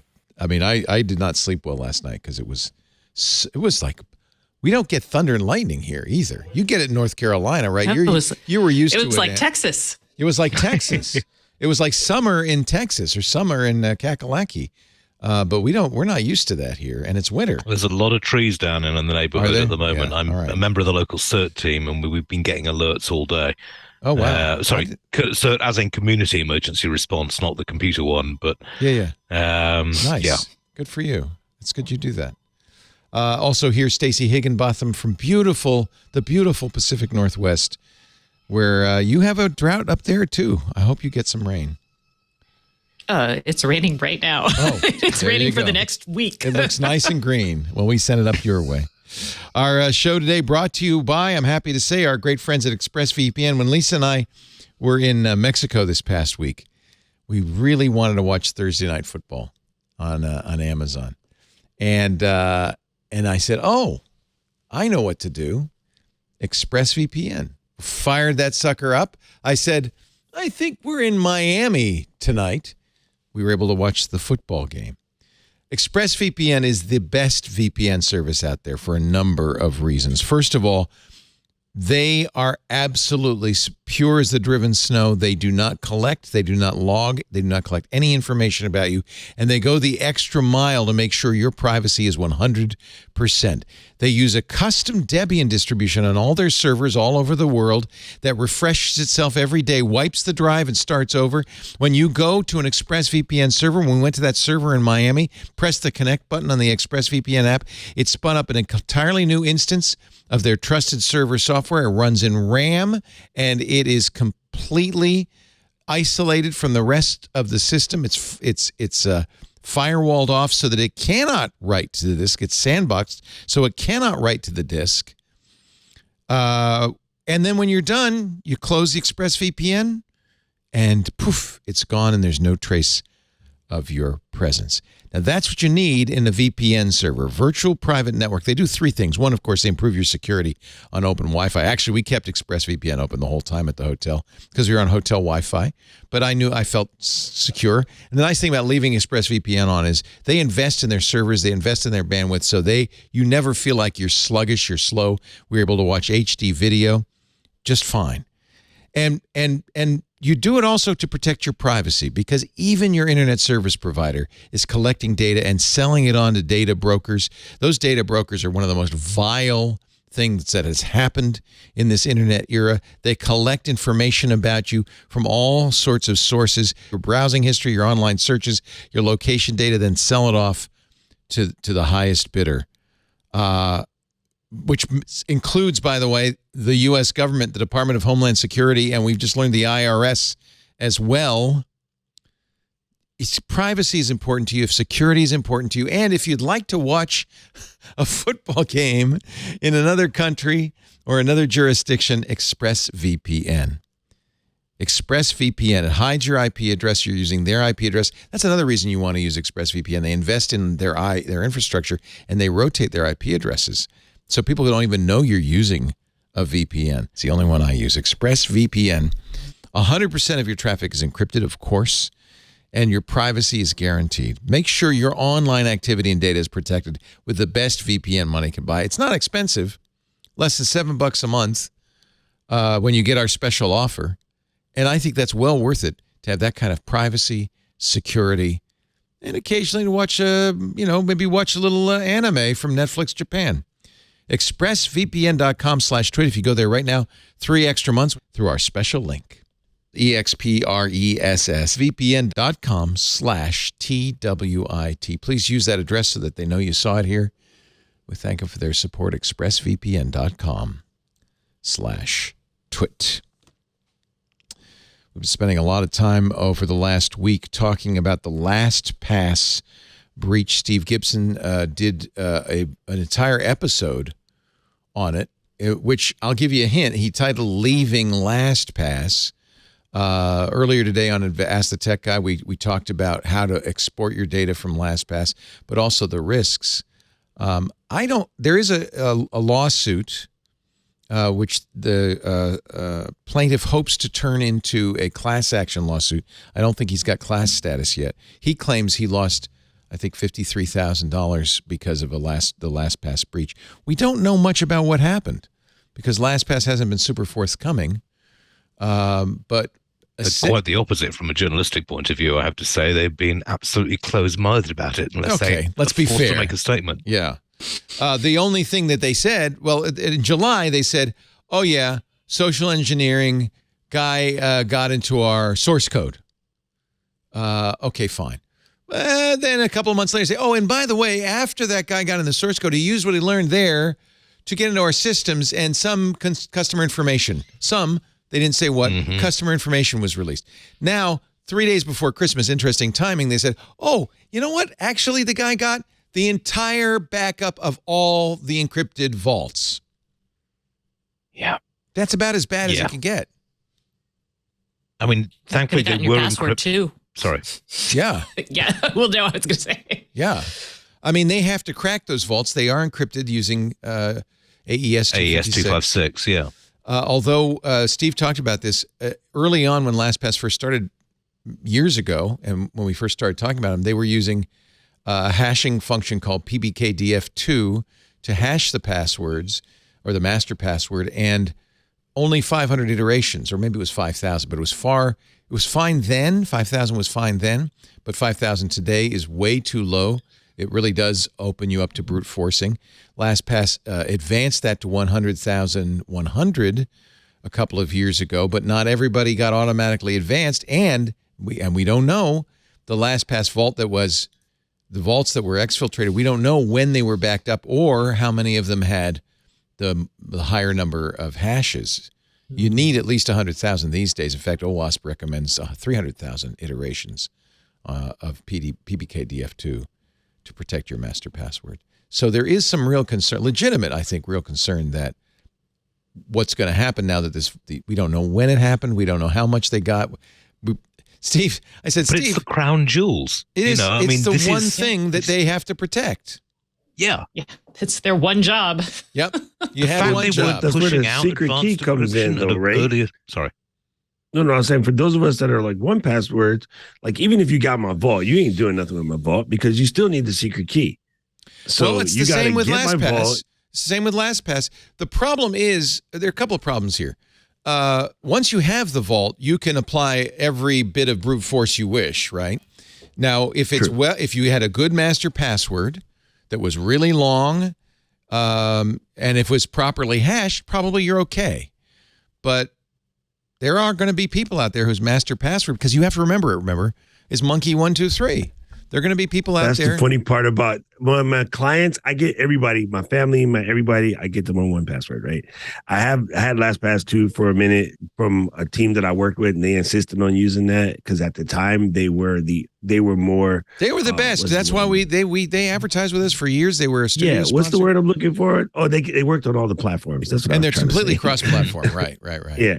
But then eventually 1Password became cross-platform. But I've always got my clients on that, and I always get irritated when I go in and the client has the 1Password password taped to the monitor. Yeah. I was like, that wasn't the whole point, jerkface. Yeah. But I understand that because you have to remember that password. Once you're using a password manager, the good news is from now on, you use each password is a new, fresh password just for that site, and it's long and strong and non-memorable. But you do still have to have that master password, and you still have to remember that, and you enter it all the time. I asked Steve, I said, look, I use a YubiKey. I've used a YubiKey for years for two-factor. If people use two-factor, are they safer? And he said, no, unfortunately. And he said, the person who has these vaults doesn't need the two-factor to get your master password and open the vault. That's only for you when you're logging in, or if a bad guy's logging in on your machine, then the two-factor is handy. So we're pretty vulnerable. I don't know what's going to happen, but I wonder if we're going to start to see over the next few months more and more people say, "Oh, somebody's got my passwords." Well, wait. Now, I thought, okay, so this may be me being confused. I thought the thing about, for instance, for 1Password, even if you know the master password, when you first put it on the machine, before you can do anything, you got to get through the secret key. Yeah, that's because not actually stored there. That's because you are logging in now to LastPass's server to get the vault downloaded to your machine. The guy has the vault. He doesn't need that second factor. He has the vault. All he has to do is... It's like he took the safe home and gets to work. He has the safe in his house. So that's why this is don't know why really that didn't cross through the old melon skis over here, but hey, it's still full of Japanese food. No, you're not alone. In fact, one of the reasons we've been talking about it on all the shows is because I want people to understand the risks here. If they have your vault, if you had a LastPass account, and by the way, because they haven't been forthcoming on... Okay, they said somebody got our vault backups. Okay, but when were they backed up from? Were they from a year ago, 2 years ago, last month? They didn't say. I had a LastPass account for years. I deleted my vault about 2 years ago. But if the backup predated that, then they have my vault, right? So it's not. And if you reuse passwords, then that's even worse. Hole. Yeah. Mm-hmm. Now I'm hoping I deleted my vault and it wasn't in the backup this guy got. But for many people who are using LastPass now or whoever used LastPass, at this point, you're just crossing your fingers, or you do what I've told everybody. By the way, we use LastPass Enterprise here, so we're still LastPass users. My wife uses it. I said, Lisa, what you have to do at this point is change all your passwords, the most important passwords. Start with the ones that don't have two-factor. Those have to be changed. And then if you are using two-factor, well, that's good news because the bad guy would still have to use two-factor to get into your bank or whatever. But you should eventually change that as well. That's a lot of work. People got to remember to change them like in a time basis as well. Because if you're, like for instance, if you're using, all of the password managers tell you like every couple of months that you should change these passwords. That's wrong, by the way. No, and I think that's wrong. NIST used to recommend this. This was a bad recommendation. They recommended rotating passwords. And it's not necessary unless you're thinking your password vault's regularly being stolen. I mean, maybe you should. Maybe now that is good advice. Yeah, like maybe that is good advice. Yeah, but that's what I was thinking. I was thinking because the backup would be old, right? So that even if they got the password, it's still wrong. Right. But yeah, most people don't change it unless you have certain. Let me point this out. Places make you do it. Whatever the master password was when that vault was backed up, that's still the master password no matter what you do. You're not changing that vault. You're only changing your current vault. The vault the bad guys brought home, it's whatever the password was then. It's whatever the PBKDF2 iterations were then. It's however weak it was then. Nothing you do today will make that go away. Except changing all the passwords in that old vault so that if they do break into it, they can't break into your stuff. It's kind of a mess. It's a huge mess. It's as bad as you can get. It's killing me. We got to make it the P as your password. I gotta check my account. Hold on, I gotta go to the bathroom. So you're over there. Why are you drinking all of this water? Look, man, I gotta pay my taxes. I can't get in. You want to take a break and change all your passwords? You can do that if you need to. It's okay. I've got to say, this really sort of brings back the importance of occasionally analog password stuff. Absolutely. Yeah. For really important passwords, I don't put them in a password manager. I write them down and I hide them somewhere in the house in somewhere that thieves would never look, i.e. books. So, if there's a book in there and it's got your passwords in it, and then you just update them at the time, and you don't have to put those key passwords out there. I'll never forget going to Target and looking in the notebook section, and there's a notebook, nice tall one that says passwords on it. Embossed gold leaf. But honestly, the old folks, like my mom, who've been writing down their passwords, they're safer because you'd have to break into her house. As long as she didn't reuse them and made good ones, they're actually safer. So, and that's one reason a number of people, and I'm going back and forth on this, our sponsor Bitwarden lets you host your own vault so that it's not in the Bitwarden. See, that's a more sensible operation. I don't know. I mean, asking someone to host their own stuff, I mean, I'm not an expert. Yeah, that's why I've always let LastPass and now Bitwarden host it, because I figure, well, they're security gurus. But That didn't work out so well for Lastpass users, right? Well, I mean, yes, for something like that, it's a one-time thing. Also, the risk is that LastPass is a single point of failure, right? They have them all. Right. If it's you and it's on Dropbox, somebody has to be going after your Dropbox and getting your vault there, and they still have to go through the decryption process. So I changed my tune. I used to say, let them host it because they're experts. I'm not, and I could do something stupid. But now I'm thinking maybe you have an advantage of a little bit of security through obscurity by not having your vault in a central location.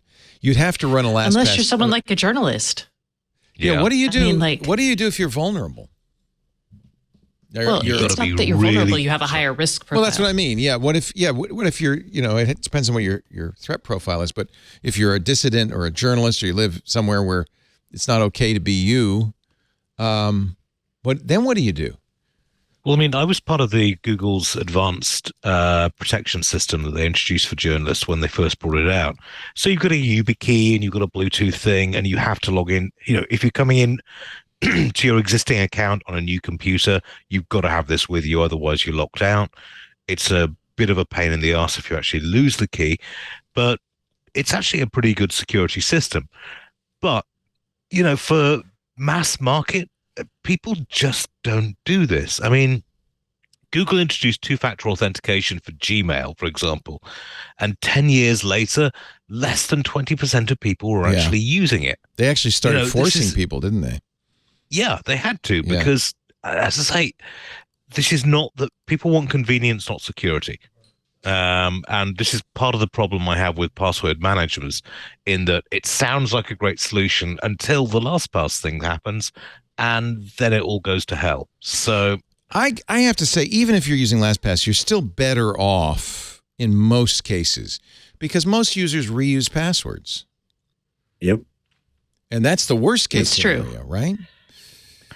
It's true, yeah. There's this thing on Netflix right now. It's called Kaleidoscope, and it's an interesting show premise because you could jump in at any one of the, I think, 12 episodes. You could watch them in any order, but it tells the story of a heist from multiple angles. And one of the things they had in there, which was really funny, is the guy who they're trying to break into his vault. He had a gate detection. So the vault is down the hallway.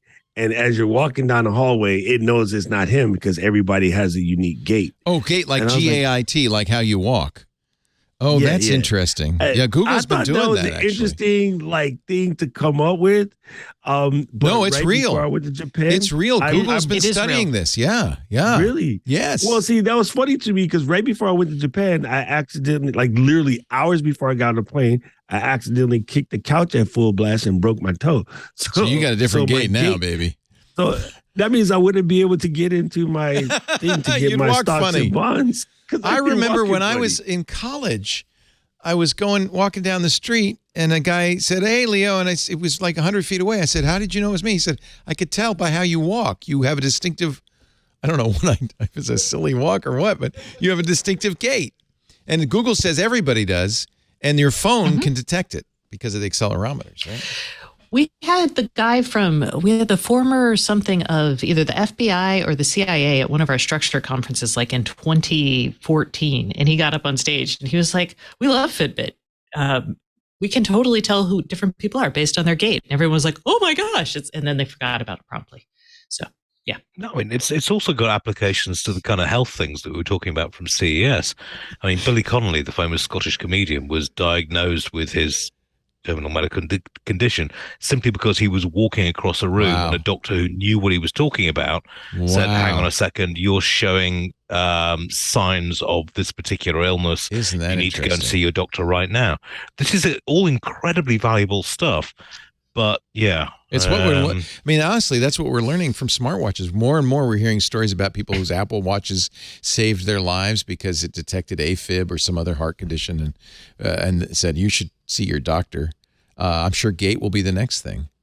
It hasn't, although on terms of the gate thing for Apple headquarters in particular, when the watches first came out, they've got this thing that it's good to walk around for 10 minutes every hour, which is perfectly valid. But the problem was they were automatically set for the last 10 minutes of every hour. Everybody gets so up if at the you were same at Apple time. HQ at 10 to the hour, everyone stood up and walked around. No, I noticed that in the early days of the stand detection, everybody had to get up at 10 minutes till the hour. Have they fixed that? Is it now staggered? Nope. It still comes on at 50 to me. I swear it comes on at the 50. It's always the minute 50 every time. That's it's hysterical. Time to get up. Well, that's, you know, that's because you haven't done it yet. I mean, how I else guess. would you do it? True story. Well, one of the things that's funny to me. I guess you're right. It's the end. It's coming up to the end of the hour is what you're saying, Stacey. So Yeah. you haven't done it yet. If you better sat get that going. whole haven't done hour. it yet. Right. So that really is only a problem with people like us who are completely sedentary, Doc. We're always sitting down. We're just sitting.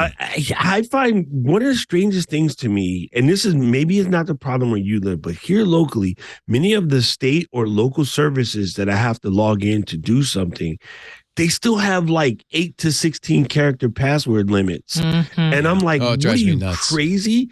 And I'm like, yo, you're the city like tax office, right? Or the conveyance office, and I can't make a complicated password. So those ones are probably some of the first level that these people who are into this kind of like IT sec stuff get into is going through. Everybody has to deal with their state local entities at some point, and a lot of them still have weak password requirements, and that's super obnoxious. So I would hope that somewhere on the federal level, after enough people get in trouble, maybe they should fix that sort of thing, and they're still yelling at the big tech, which I get, but they got to look at their own selves. We had the story on MacBreak Weekly this week. When the Apple fall detection first came out, remember people on roller coasters were accidentally calling 911? Now it turns out skiers, the ski season, who wear Apple Watches, there was a huge increase in Colorado, fake or false or not real 911 calls from their Apple Watches because they were going down the slopes and they didn't notice because they probably had, gloves and stuff on. They didn't notice that their watch was calling 911, and it's a big problem in these towns in Colorado. I mean, they'll fix it. Oh yeah. And Oh yeah. I mean, so Still, I mean, that's how this on stuff. balance, it's great, right? Saves people's it's lives. early days yet. Yeah. But yeah. I got my mom an Apple Watch because she's 90, and if she falls, I want her to have help. As someone who passes out on the regular, I almost switched the Apple ecosystem just for that feature, but I just couldn't bring myself to do it. You'd rather just pass out. But the thing is, you wake up. Yeah, eventually I'll get up. It's fine. You probably don't When I pass want. out, it's not a life-threatening thing. Yeah, you probably don't want emergency services to come don't. every single time you pass out. That wouldn't be good. No, I actually tell people never call 911 if I pass out unless I'm bleeding or something's really wrong. Are you having epileptic seizures or something, or No, I just have POTS. I just pass out. POTS? It's what I do. Pass out. It's terminal. no, it's post stenosis? osteo something syndrome. Someone will know what it is. It's Interesting. basically when you stand up too quickly, you get lightheaded. Oh yeah. When I stand up too yeah. quickly, my heart rate doesn't. Yeah. It doesn't push enough blood, and it just goes. So you should stand up more slowly, Stacey. I'm just saying, or don't stand up at all. Yes, because I'm such a slow and patient person. Even the FBI says you maybe ought to use an ad blocker. This always cracks me up because law enforcement, on the one hand, really wouldn't prefer you not be private, not encrypt, not protect yourself in any way. On the other hand, gosh, you guys got to protect yourselves out there. The FBI, in a pre-holiday PSA, said that cyber criminals are buying ads, like the ads that show up on your websites, to impersonate legit brands like, guess what, cryptocurrency exchanges. They often show up as the top of search results.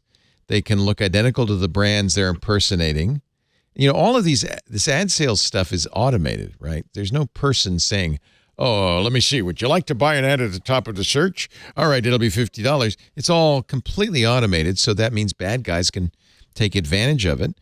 Malicious ads are also used to trick victims into installing malware disguised as genuine apps. The FBI's recommendation, install an ad blocker.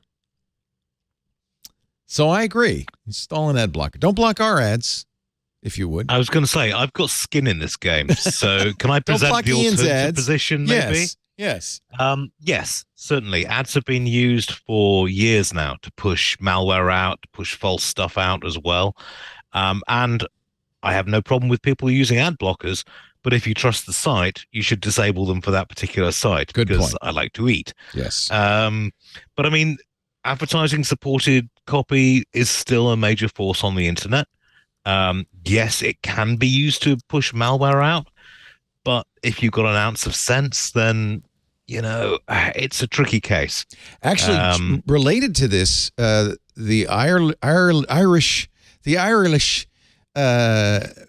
privacy regulators have fined Meta over $400 million for forcing users to accept targeted ads, and told Meta they can no longer do ad targeting unless they get permission from their users, which of course nobody on Facebook, when asked, this is what happened with Apple's ATT. As soon as Apple said, hey, you want this app to track you? Everybody said, well, no. No, thank you. So this is going to be a big issue. I mean, yes, on the one hand, I support your right to choose, but for people like Ian and me, if you can't sell ads against your audience, that's problematic, right? That's probably bad we've for had to avoid Facebook, now our funding bad for sources, Google. but yeah, I've got to say also, I mean, I applaud the Irish authorities for doing this, and it does seem like they're growing a pair and actually trying to do it. But they didn't want to. 400 million to. They didn't want to. They were forced to. Yeah, I mean, 400 million though. That's nothing. Down the back of the sofa. But more importantly, they're going to change the rules and say, the Irish have ruled that you have to ask for permission. And if I presume that's more than just Facebook, that would be everybody who wants to do personalized ads. You have to ask permission now, and there is a big honor it. I was going to say there is a big crackdown, but it's not that big because I think France fined Apple 8 million euros. Yeah, these are tiny. And we actually looked at the figures. That's 40 minutes profit. Yeah, no. Now, this is a business expense at this point. But they can charge more. GDPR allows them to charge a significant percentage of global revenue in the long run. If they enforce it, if they really want to get, but so before you applaud the Irish regulators, they didn't want to do this. The European Data Protection Board forced them to, right? And nevertheless they did it, and it isn't a huge fine. It's almost $500 million, which sounds like a lot to you and me, probably not a lot to Meta. But I think it's more concerning that there is, and maybe not concerning. Maybe everybody's applauding this. Shouldn't we be asked if we want our information to be sold? Damn right. Or if they actually ask people. Sorry. Oh, no, I was going to say, I mean, well, yeah, you go ahead. We're all being I've terribly talked a lot. about I'm done. this. But I mean, Leo, you and I have argued about this in the past. You hate those cookie. The cookie banners. Which I hate them. I can't stand them. Honestly, I like them because you can actually choose this stuff. And you can set the problem is they're down. broken. Sometimes you accept it and you come right back on the same device, same site later. They ask you again because they're not properly implemented. Because they didn't save a cookie there is that. To say that you said, I don't want you to save cookies. Yeah, so it's a catch-22. Like I agree with you. Like I understand what they're for and why they work, but they still can't get a good implementation. And so what happens is when we come up with plans or policies to try to force something that's protectionary, but we don't think it all the way through, people end up just not wearing the seatbelt. That's exactly right. Remember the Camry used to get in and you shut the door and it goes like this. Oh God, I'm glad they got rid of that. Yeah, they had to because it was like you was choking people. so it's funny because the idea is great. But can we ever just think it all the way through so we have a way so that it works and it works well? I think. Well, I mean, also companies are actually playing against this in that if you will say, right, I will only accept this cookie or this cookie in a number of sites, and I won't name names, but if you do that, it'll be like, okay, we shall just update your platform, and then you'll get the spinning wheel for 60 seconds to encourage people just go okay all the way. So, there's more than one element to this. Yes. What were you going to say no to, Stacey? I have no idea, but I agree. I think it was probably along those lines. No, There's an incentive. There's an incentive not to. There's an incentive not to implement it in a way that is user friendly, and there's also always going to be unintended consequences, and that's the. I mean, Jeff does this a lot on This Week in Google, and he's constantly like, we can't make laws because it'll hurt these people. It might, and we have to stop thinking about laws as like a universal good and start thinking of them as trade-offs between different competing groups factions. And or even like convenience versus security. And so, I mean, in the media, that's how we should be talking about these things, and we're not. 100%. Yeah. I hate when they make like this is a trench onto our freedoms. And I'm like, how did you get to this thing to complain about the freedom? Well, I drove, and you drove using what? A car. And in order to drive the car, you need a what? A license. Oh, freedom. Like, come on, dude. Can we get off of this false sense as long of as we're freedom? talking about this, Doc Rock, did you know that your auto warranty has expired? And I love those calls. The worst. Play with those people. The robocall campaign, the FCC has now proposed a record $300 million fine because those auto warranty robocalls, they almost all came from one group, one company. What? Two men. That's crazy. Two men. That's funny. Roy Cox Jr. and Michael Aaron Jones. Since 2018, two guys orchestrated the scam that sent billions and billions of calls using a network of domestic and I wonder how international much voice they services. made. Like, I really want. think they made a this lot. is mean. I know this is mean. I'm sorry if you're one of them, but I wonder who is stupid enough to buy a warranty from these people. And it had to work because they did it for how many years? So But that's I the spam really business want to know model, how surely. much they made it. The You investigation spam from- enough things out at low cost. That's and exactly right. Sooner Cost or you later, nothing. some idiot will do it, and this is the way of it. I mean, honestly, I thought the fine was too little. I would prefer them to have been kept in a room, and everyone who's received a robocall could Call go in them. and slap them Just in the call face them. once a year. You know? They reached more than 500 million U.S. phone numbers. Wait a minute. How many There people? are 330 million people in the United States. But 500 million U.S. phone numbers. So basically everybody. Yeah, but people have mobile and fixed and most of you lines, got called you know. twice. With more than 6 And billion office lines. calls Yeah, in the exactly. first 6 billion calls in the first 3 months of 2021. 6 billion. So 500 million phone numbers, 6 billion calls. That You know what, means though? every number got 12 calls. I have an Android phone, and Yeah. I never got one of them. None of them ever made it through. Google's voicemail spam thing was It does awesome. work really That is well. all. Yeah, It really works very well indeed. You know but what's funny? The AT&T Protect thing.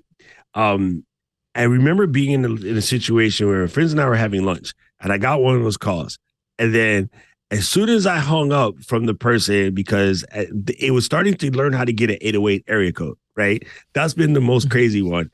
And being a business owner at the time, I got to answer the phone, got to see who it is. And then I hung up, and then my buddy's phone rang, and then my other buddy's phone rang. And I was like, wait a minute, everybody here got AT&T? And they were like, yeah. And then so that was the craziest thing to me, is to be in a situation and have all the robocalls happen to a group of people at a lunch table. That was just weird. Huh. But telcos have an inbuilt bias in terms of not dealing with this, and they make a small amount of money from each call. So you know That's how they really spammers need work to get too, their act, right? they Spam need to doesn't get their act together and actually say, look, And AT&T charges you for RoboProtect, which is, Here's the good I news. think it's free now, but before it used to be $5. The FCC is finally, they've been doing it very slowly, but they finally moved towards making this illegal. They have that stir and shaken protocol, and they're slowly moving overseas carriers off of this protected list so that, and requiring AT&T, Sprint, T-Mobile, Verizon to block calls that are not authenticated. So it according to the FCC, the number of robocalls dropped 99% once this shaken and stirred framework was implemented. According to RoboKiller, which is a service that kills these, robocalls have remained at a lower level since we reviewed trends in October 2022, which leaves us hopeful this is the final nail in the coffin for the infamous car warranty robocall. But what happens is it's just one or two people that does all of this. The FCC's previous record fine was against a telemarketer in Texas, $225 million. In November, the agency took action against a voice service provider, Earth Access, URTH. Earth Access, 40% of October's student loan debt relief scam calls. You get any of those? I did. I don't have a student loan. 40% came from one company. And eventually I think these companies will be removed from the network entirely, which let's hope. So are you anybody getting text now instead of the calls? Yeah, that's why. The text ones are more funny because we're cracking about the text every time. And I just been taking shots of them and posting them on my IG from time to time. They'll be good and they'll miss one stupid typo or they'll gap something. And I was like, you freaking idiots. If you got that one little part right, you'd catch more people. Like I almost want to consult them on how not to do it. But it's always, we got a package waiting for you. And I'm always getting packages. So I have to look at it again and like, yeah, DHL is not going to text me from some weird, stupid number to tell me that my package from Small Rig is coming in late. But it's really funny to see the typos and stuff that they put in. And it's like, oh my God, if you guys knew how to spell, you might catch more people. They call this, by the way, smishing. Because it's phishing via SMS. SMS phishing. When I say they, I'm going to put that in air quotes. They call it smishing. But this is why I was so encouraged to see Lena Khan, as head of the FCC, because she takes this stuff seriously. And the FCC has finally got out of its gridlock and is starting to move on this. And yeah, they will face the wrath of Khan, and she knows what she's talking about, and she knows where the weak spots are. So all power. Let's get it done. Did any of you see? That's the FTC. FTC. Oh, damn it. FTC. And the FCC is Rosen Jessica Worsel. But you know what? Yeah. We are waiting for Gigi Sohn to be brought in as the... They've made the nomination not, again. But now that we control the Senate, Gigi has a shot. Let's see. So, yeah. On the FCC. Did you everything you said about Khan is right, though. Did you see the movie Yesterday? Do you remember that movie Yesterday where guy gets hit in the head and wakes up and the Beatles never existed? But he remembers all the Beatles songs, so suddenly he starts to become a superstar singing Yesterday and other Beatles songs. It's a great movie. If you saw the trailer, you might have said, "Oh, it's a new Ana de Armas film." Except that even though she was in the trailer, she was cut out of the movie. So somebody sued saying, "Wait a minute. I went to see that movie, expected to see Ana de Armas, and she wasn't in it." U.S. District Judge Stephen Wilson says, yes, you can sue. Universal sought to throw out the lawsuit saying, First Amendment, it's an artistic, expressive work. The judge said, well, the trailer is commercial speech subject to California's false advertising law. Universal is correct, the judge wrote. The trailers involve some creativity and editorial discretion, but this creativity does not outweigh the commercial nature of a trailer. At its core, a trailer is an advertisement designed to sell a movie by providing consumers with a preview of the movie. And if you've got somebody in the trailer that isn't in the movie, that's false advertising. So there. Can we sue them for giving away the whole story in the trailer? Oh, God, if we could, Hollywood would be bankrupt. The plaintiffs each paid $3.99 to rent Yesterday on Amazon Prime. They're seeking $5 million in compensation. Wow. The class it's now in trailers. The class action. There are whole sections of Rogue One in the trailer which don't appear in the actual film. So the judge said that's okay. There's some things that are okay, but if you put a known face in the trailer and she's not in the movie, that's going too far. Tesla, this happened in I think it happened in the Bay Area. No, I'm sorry. Happened in Germany. A driver in Germany fell asleep at the wheel and led a medium-speed chase for many miles. Fell asleep is a little bit generous. He was stoned off his bonds, stoned off his gourd. Oh, okay. I was like, wow, was he stoned? December 29th, 12 p.m. local time, police spotted a Tesla driving down Autobahn 70, leaving Bamberg, heading towards Beirut. Officers attempted to stop the Tesla. The vehicle did not pull over. The car was traveling at exactly 70 miles an hour. and did not slow down or speed up. Just kept the Tesla. Says the officers kept the same distance from the patrol car in front. They put a patrol car in front of it. The patrol car slows down. The car slows down, speeds up. The car speeds up. Officers pulled up next to the Tesla's driver's side window. Noticed the driver, only identified as a 45-year-old male, reclined in his seat with his eyes closed and his hands off the steering wheel. Now, you may know, I know you do, Stacey, because you have a Tesla, that his Tesla periodically says, keep your hands on the wheel, reminds you to jiggle the wheel. He had a weight attached to the wheel hanging from it so that it wouldn't bother him while he took his nap. The driver is being investigated for criminal endangerment, and his license has been suspended. I mean, sure, but Tesla, this is why they really should not be allowed, like, talk about false advertising. Well, in California, they can no longer advertise full self-driving because that's not what it is. Exactly, because it isn't. You know, I mean, it's as simple as that. That feels fair. Stacey, you're the expert on this. That seems fair. Yeah. All right. I want to take a little break and remind everybody that this show had one ad today. And I'm sorry to say the ad market is getting tougher. The Verge just had an article saying podcast advertising has dropped off the face of the earth for a variety of reasons: recession, COVID, other things, maybe the large number of podcasts. We saw this coming. That's why almost 2 years ago, we started Club Twit. We knew that in order to keep Twit going, to keep starting new shows, to keep growing, we needed to get our audience to support us. And Club Twit has been a huge success. I want to thank everybody who joined. And I want to encourage those of you who are not yet members to please join Club Twit. What do you get? No ads to start with, ad-free versions of every one of our shows, plus shows you can't get elsewhere, like our Hands on Macintosh show with Micah Sargent, Hands on Windows with Paul Thurrott, the Untitled Linux show, the Giz Fizz is now in the club. We use the club to launch shows, too. This Week in Space launched, so to speak, out of Club Twit. That Twit Plus feed has material that you can't get anywhere else, including stuff before and after shows. And then, of course, there's our wonderful Club Twit Discord, which is a social network in its own right, a wonderful place to hang out. Marmite not included. I don't know why.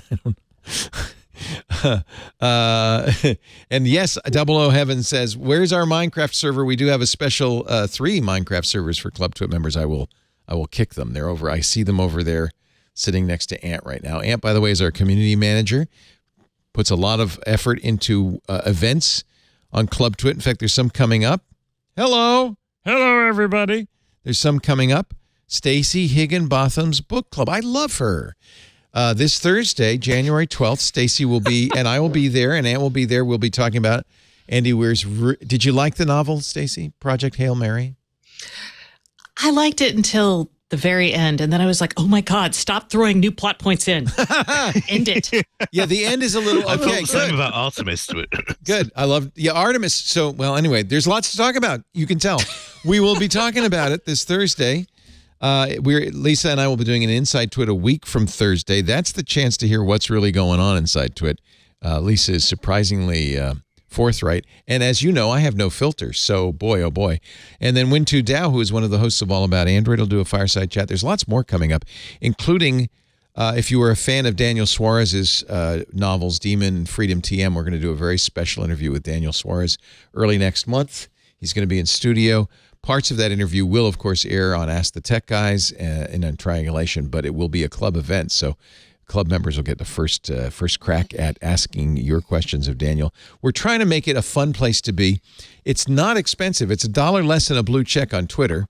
And I promise it will always be at least and much $1 more less. useful. Yeah. Much more useful. Only $7 a month. There is a yearly plan. There are corporate memberships as well. It helps us an awful lot. So let me encourage you. There are a lot of benefits. I think the benefits are great. And yes, I will kick the Minecraft server as soon as I get off today, so you can go on in there. But there's a lot more, and I really appreciate it. So thank you in advance. If you want to join twit.tv/club twit, there's one other bit of business I will mention, which is we have a survey. We do this once a year, every January. We survey our audience to get to know you better. It helps us find advertisers, so it's important because we don't use trackers. We don't want to track you, but the advertisers do want to know, well, who's listening, but we also want to know more about you so we know what kinds of shows you like and what we should do going forward. It should only take a few minutes. It's, of course, completely optional. Every question is optional as well. Go to twit.tv/survey23. It runs through the rest of the month, but if you would do that sooner than later, that would be great, because I know it's easy to forget and put these things off. twit.tv/survey23. Hey, everybody. Leo Laporte here. I am the founder and one of the hosts at the Twit Podcast Network. I want to talk to you a little bit about what we do here at Twit, because I think it's unique. And I think for anybody who is bringing a product or a service to a tech audience, you need to know about what we do here at Twit. We've built an amazing audience of engaged, intelligent, affluent listeners who listen to us and trust us when we recommend a product. Our mission statement as Twit is to build a highly engaged community of tech enthusiasts. Well, already your ears should be perking up at that, because highly engaged is good for you. Tech enthusiasts, if that's who you're looking for, this is the place. We do it by offering them the knowledge they need to understand and use technology in today's world. And I hear from our audience all the time, part of that knowledge comes from our advertisers.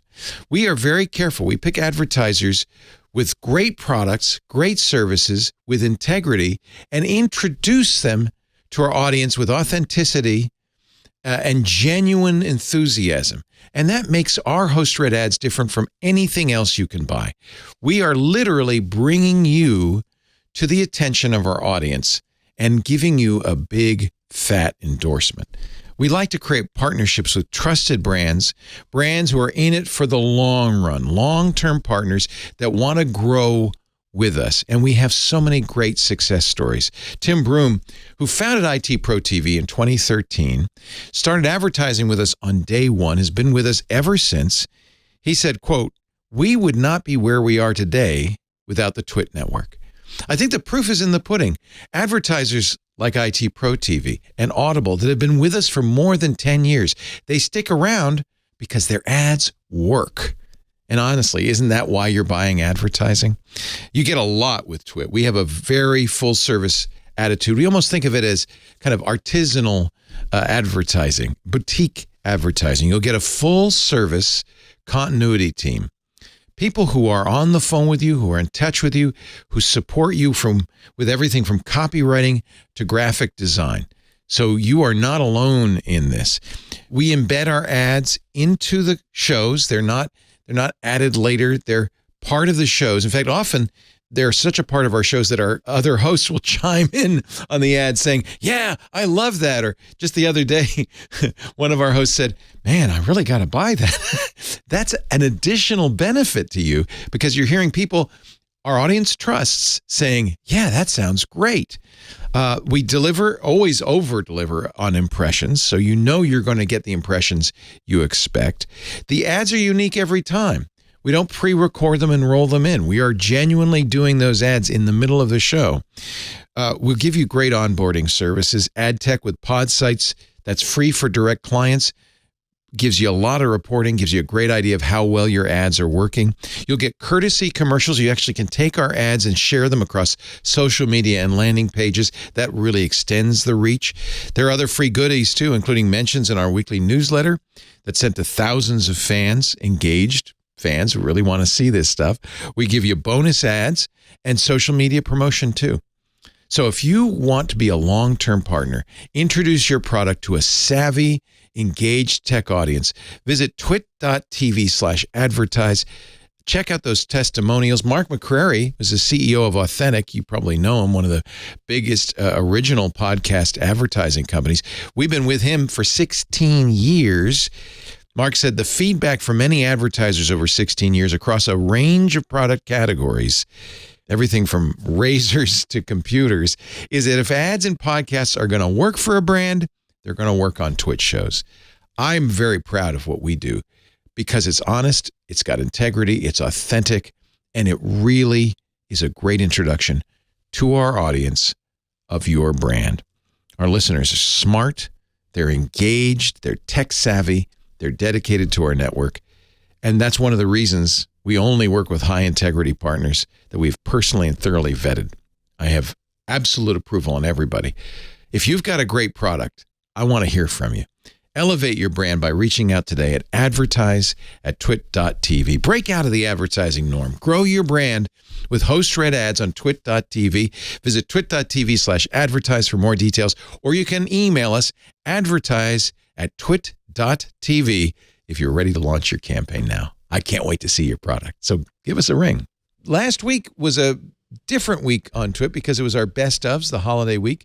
But we've put together, we had some fun earlier this week too, a little promo to tell you all about what happened this past week on Twit. Watch. First show of 2023.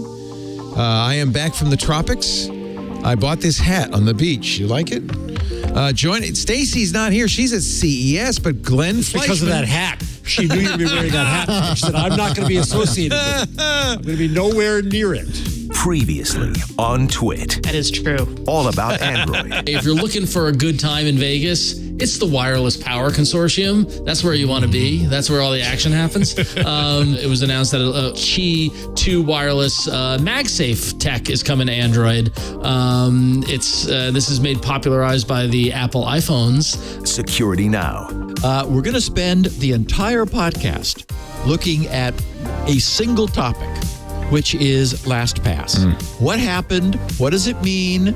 How worried should you be? What are the consequences? And what's next?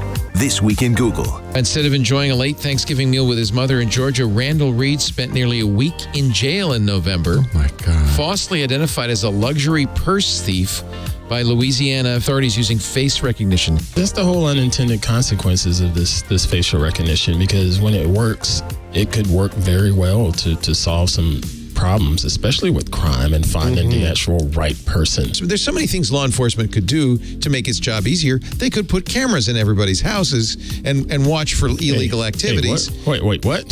Twit. But I don't think we want that. Wishing you a Happy New Year. Thank you, the great immortal Jim Cutler and his little horn.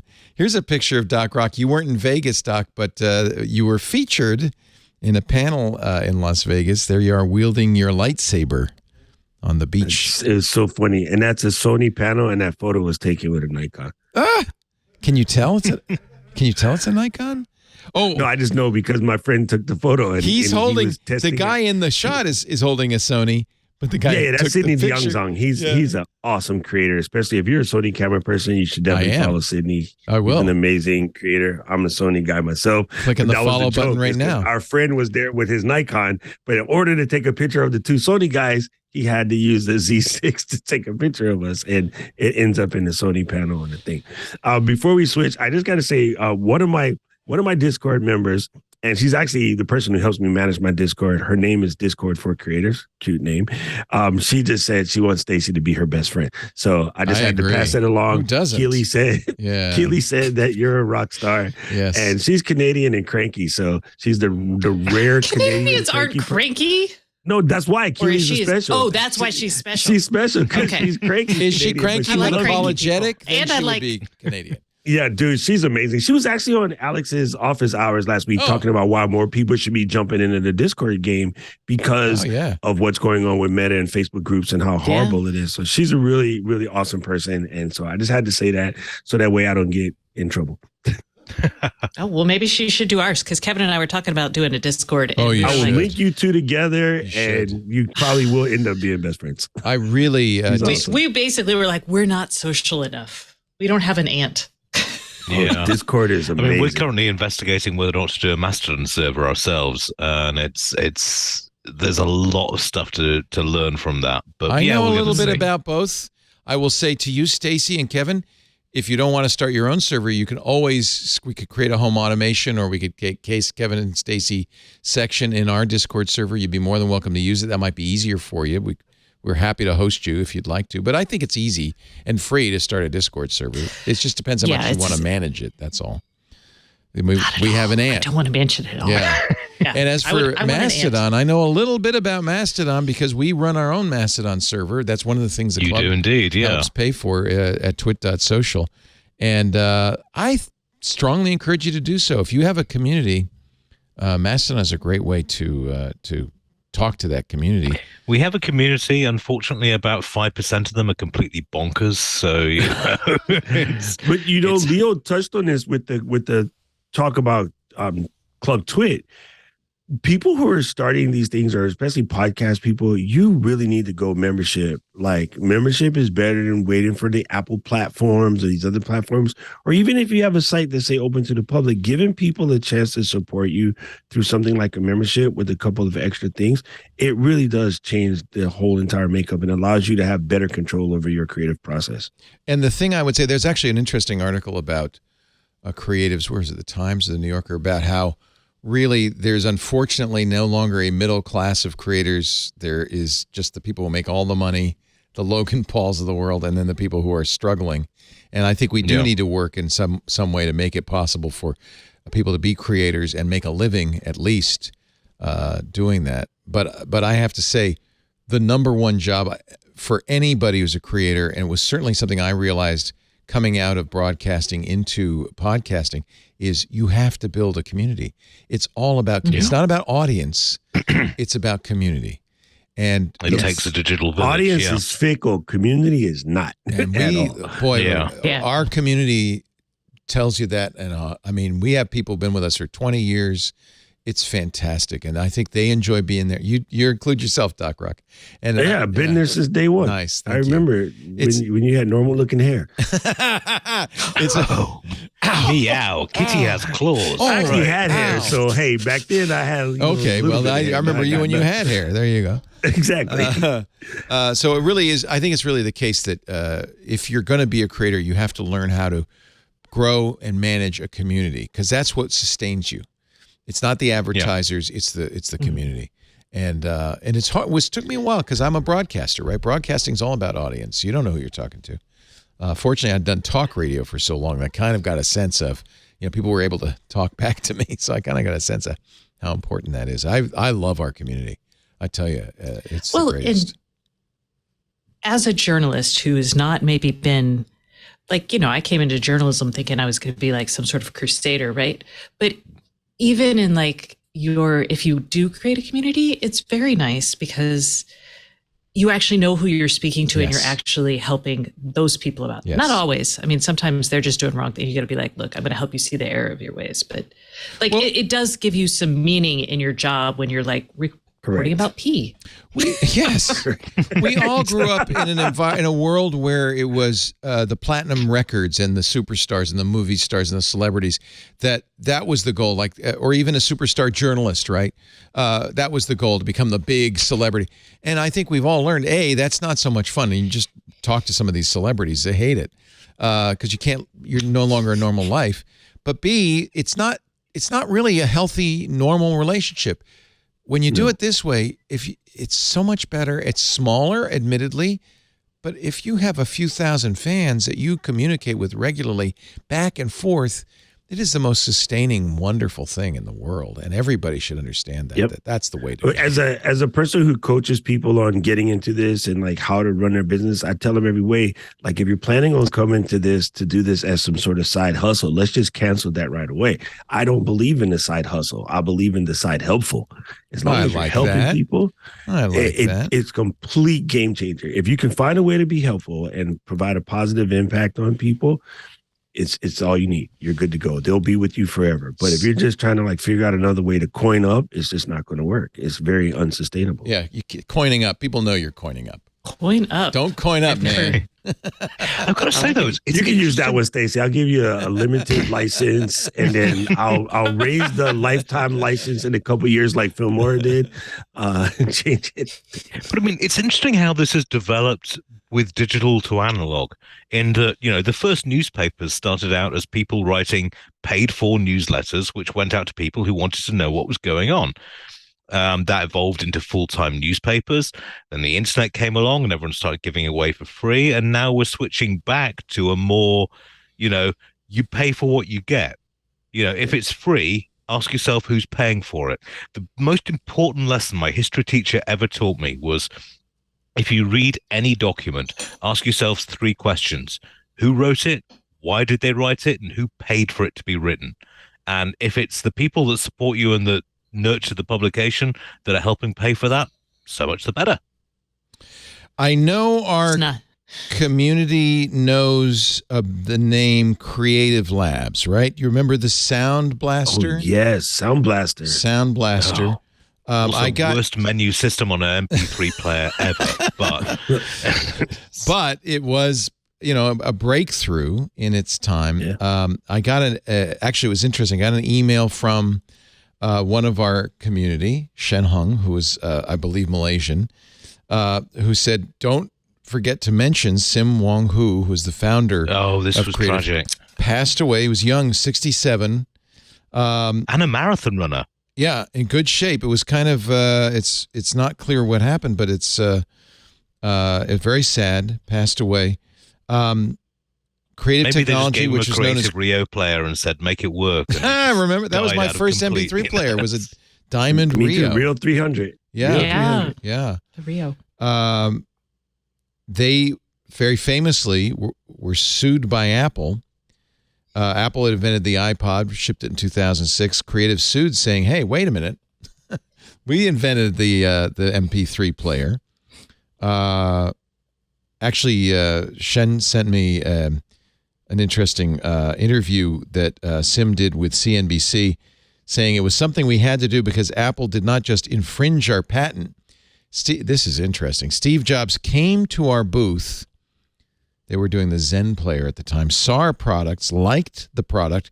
He saw the future of Apple there. He asked our people to go to his headquarters to present it to him. Our people went to look for some collaboration. Unfortunately, I was not there. I was in Singapore. Maybe if I were there, maybe history would have changed. He was trying to work something together, but it didn't turn out. Jobs said, no deal, and released the iPod shortly after. They won. They settled with Apple for $100 million.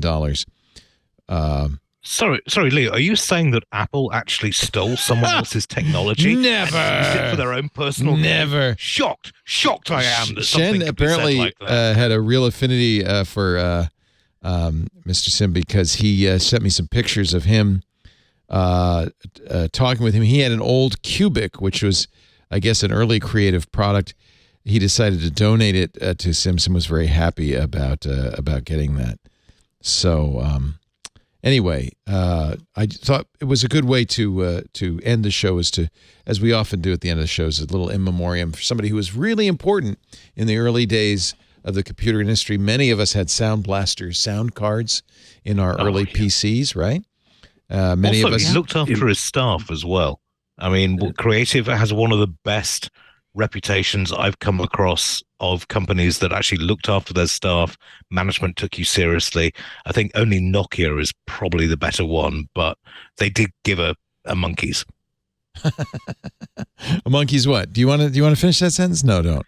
No, I mean, sorry, Britishism. Give a monkeys means actually, care. Give something, I feel like there's more to that sentence, but okay. Yeah, I believe there would be more. Yes. Maybe the British a word missing. It's a family Truncated. show. I don't want to say Thank you. The next Thank stage. you. We invite you on specifically so we can learn more about this thing called British. A visionary, an inventor, an entrepreneur. Family shenanigans, then you really don't want to. Sim Wong Hu, 1955 through January 4th, 2023, as it says on the Creative site. A visionary, inventor, and entrepreneur who gave the PC a voice. I think it's time to say goodnight to all our family. Stacey, I'm glad you're home and feeling better. I hope we will see you on Wednesday on This Week in Google, ? Yes, I'll be here Wednesday and Thursday. That's why I was saying it's like 7 hours a twig all week. Oh, you're Y'all sick get of us sick of me. already, aren't you? I'm sorry. We're not sick No, of you. y'all are going to get sick of me. No, we love having you on. Thank you, Stacey. StaceyOnIoT.com is the website. Check out the events. She does some great events. Subscribe to the newsletter. It's free. And, of course, the podcast she does with Kevin Toffel. This week's especially is all about Matter and CES and home automation and so forth. Thank you, Stacey. Really appreciate it. It's great to have you. Go get some waffles or whatever it is. I don't know what you eat on Sundays. I know what I have you eat fresh on Wednesdays. cupcakes. My child just baked lemon cupcakes with a strawberry icing, and they say teenagers are bad. That's Yeah, awesome. we really Looking, got to by the learn way, how to disaster beam zone, food. No, totally. Next You know, year we at were talking about the CES, GE food profile. beamer. Okay, yep. Ian Thompson, theregister.com. Always a pleasure. It's great to see you, my friend, in your Hawaiian shirt. Well, you know, I like to dress up. You have the best Hawaiian shirts. Anything going on in the world that you want to plug? I would just say avoid any news about the British royal family for the next 2 weeks because it's going to get really brutal. Lord. Yep. Tech-wise, we're now into the post-CES boom where everyone who's been holding the stuff back until the show had ended is now going to go waff. Really? Is that the case that so people hold back until after CES? Smart ones do, yeah. I mean, that's if you're launching a It's the new boring product, you go to companies. CES. Oh. But if you're actually launching a serious product, you wait until everyone's back at their desks looking around for news, and then you push it. So there's the post-CES rush. Nice. I'm looking forward to it. Oh, we're going to have some fun. From the Aloha State, just down the road from the beautiful Aloha Tower in Honolulu, Doc Rock, Community Manager at ECAM. Always a pleasure, Mr. Dr. Rocker. Thank you. You know that Ian and I did not plan this at all, but I do find it apropos that he's rocking a Hawaiian shirt and I'm rocking the Manchester United jacket. Wow. And Stacey's dressed as Han Solo. Han Solo. So She shot first. Yeah. You know what I'm saying? Yeah. It's And you great got the- outfits you know- all around, but I got to say, Manchester. This is weird though. It used to be Manchester United fans in America were quite common, but now everyone's shifted to Arsenal for some reason. I Isn't just Kevin don't Toffel get an it. Arsenal man? I think he is. Or is he Man No, U? he likes Man U. He's Man U still. Yeah, okay. Kevin's I cool. had to I was just remember. about to start calling Kevin names. I'll be like, Kevin, I'm going to call you names, but we're cool. Man, Leo, this is so great. You know what's funny? I swear, Jason reached out to me like 3 times towards the end of the year, and I was traveling, and then he hits me up, and he's like, hey, are you going to be home? This was like last week or whatever. And I was like, nah, man, I'm going to be in Japan. He's like, all right, dang it. How about the beginning of the year? I was like, okay, I'm in. Yay. But it's super funny because I missed episode 808 of Weekly, which would have been perfect Because of living the in the 808 area code. You're in the I was 808 like, state. I'm not home. I'm in Massachusetts. I'm on the Oh. road, and we didn't want to chance the like dorky hotel internet. So, I'm glad to be here whenever I can. You were I there in love spirit. coming on with Stacey in the end. You Yeah, were there in so good. spirit. Why, Aunt, did Amazing. you post a animated GIF of an English breakfast? That's for Ian? Oh my! He God, likes the that's beans and bacon. ridiculously bad. Beans and sorry. toast, man. I'm a moderator on a British fry-up post, and that's just oh God, so many beans, so many beans. You don't do that. Why are there beans in the first place? Beans for That's the breakfast? question. Great. No, seriously, you can't have a fry-up without beans, but that many, that's kind of like doing biscuits and gravy and having this whole plate done with gravy. Yeah. You use... What's wrong with that? No. Okay, right. Are First off, you saying the beans are like gravy? the beans provide the moisture that you use with the bubble and squeak and So like the black gravy. pudding Bubble and to cut the squeak. taste of the black All right, pudding. I love this. But you use a small amount of beans with a sausage bean dam to keep them back from everything else. And then the You bubble see and what you squeak started, and the Aunt? black pudding gets You dipped see what into you the started? bean. I thought we were going to go down the sorry, soccer rabbit hole. No, instead, No, we got bubble and we got a squeak. bean dam. Wait, What is but bubble do you and have squeak? do you have to wash it down with PG tips?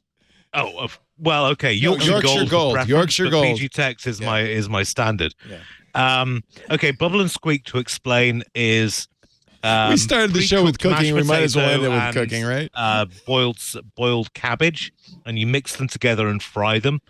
So it's kind of like hash browns, but with a bit of greenery in there. Cabbage and potato?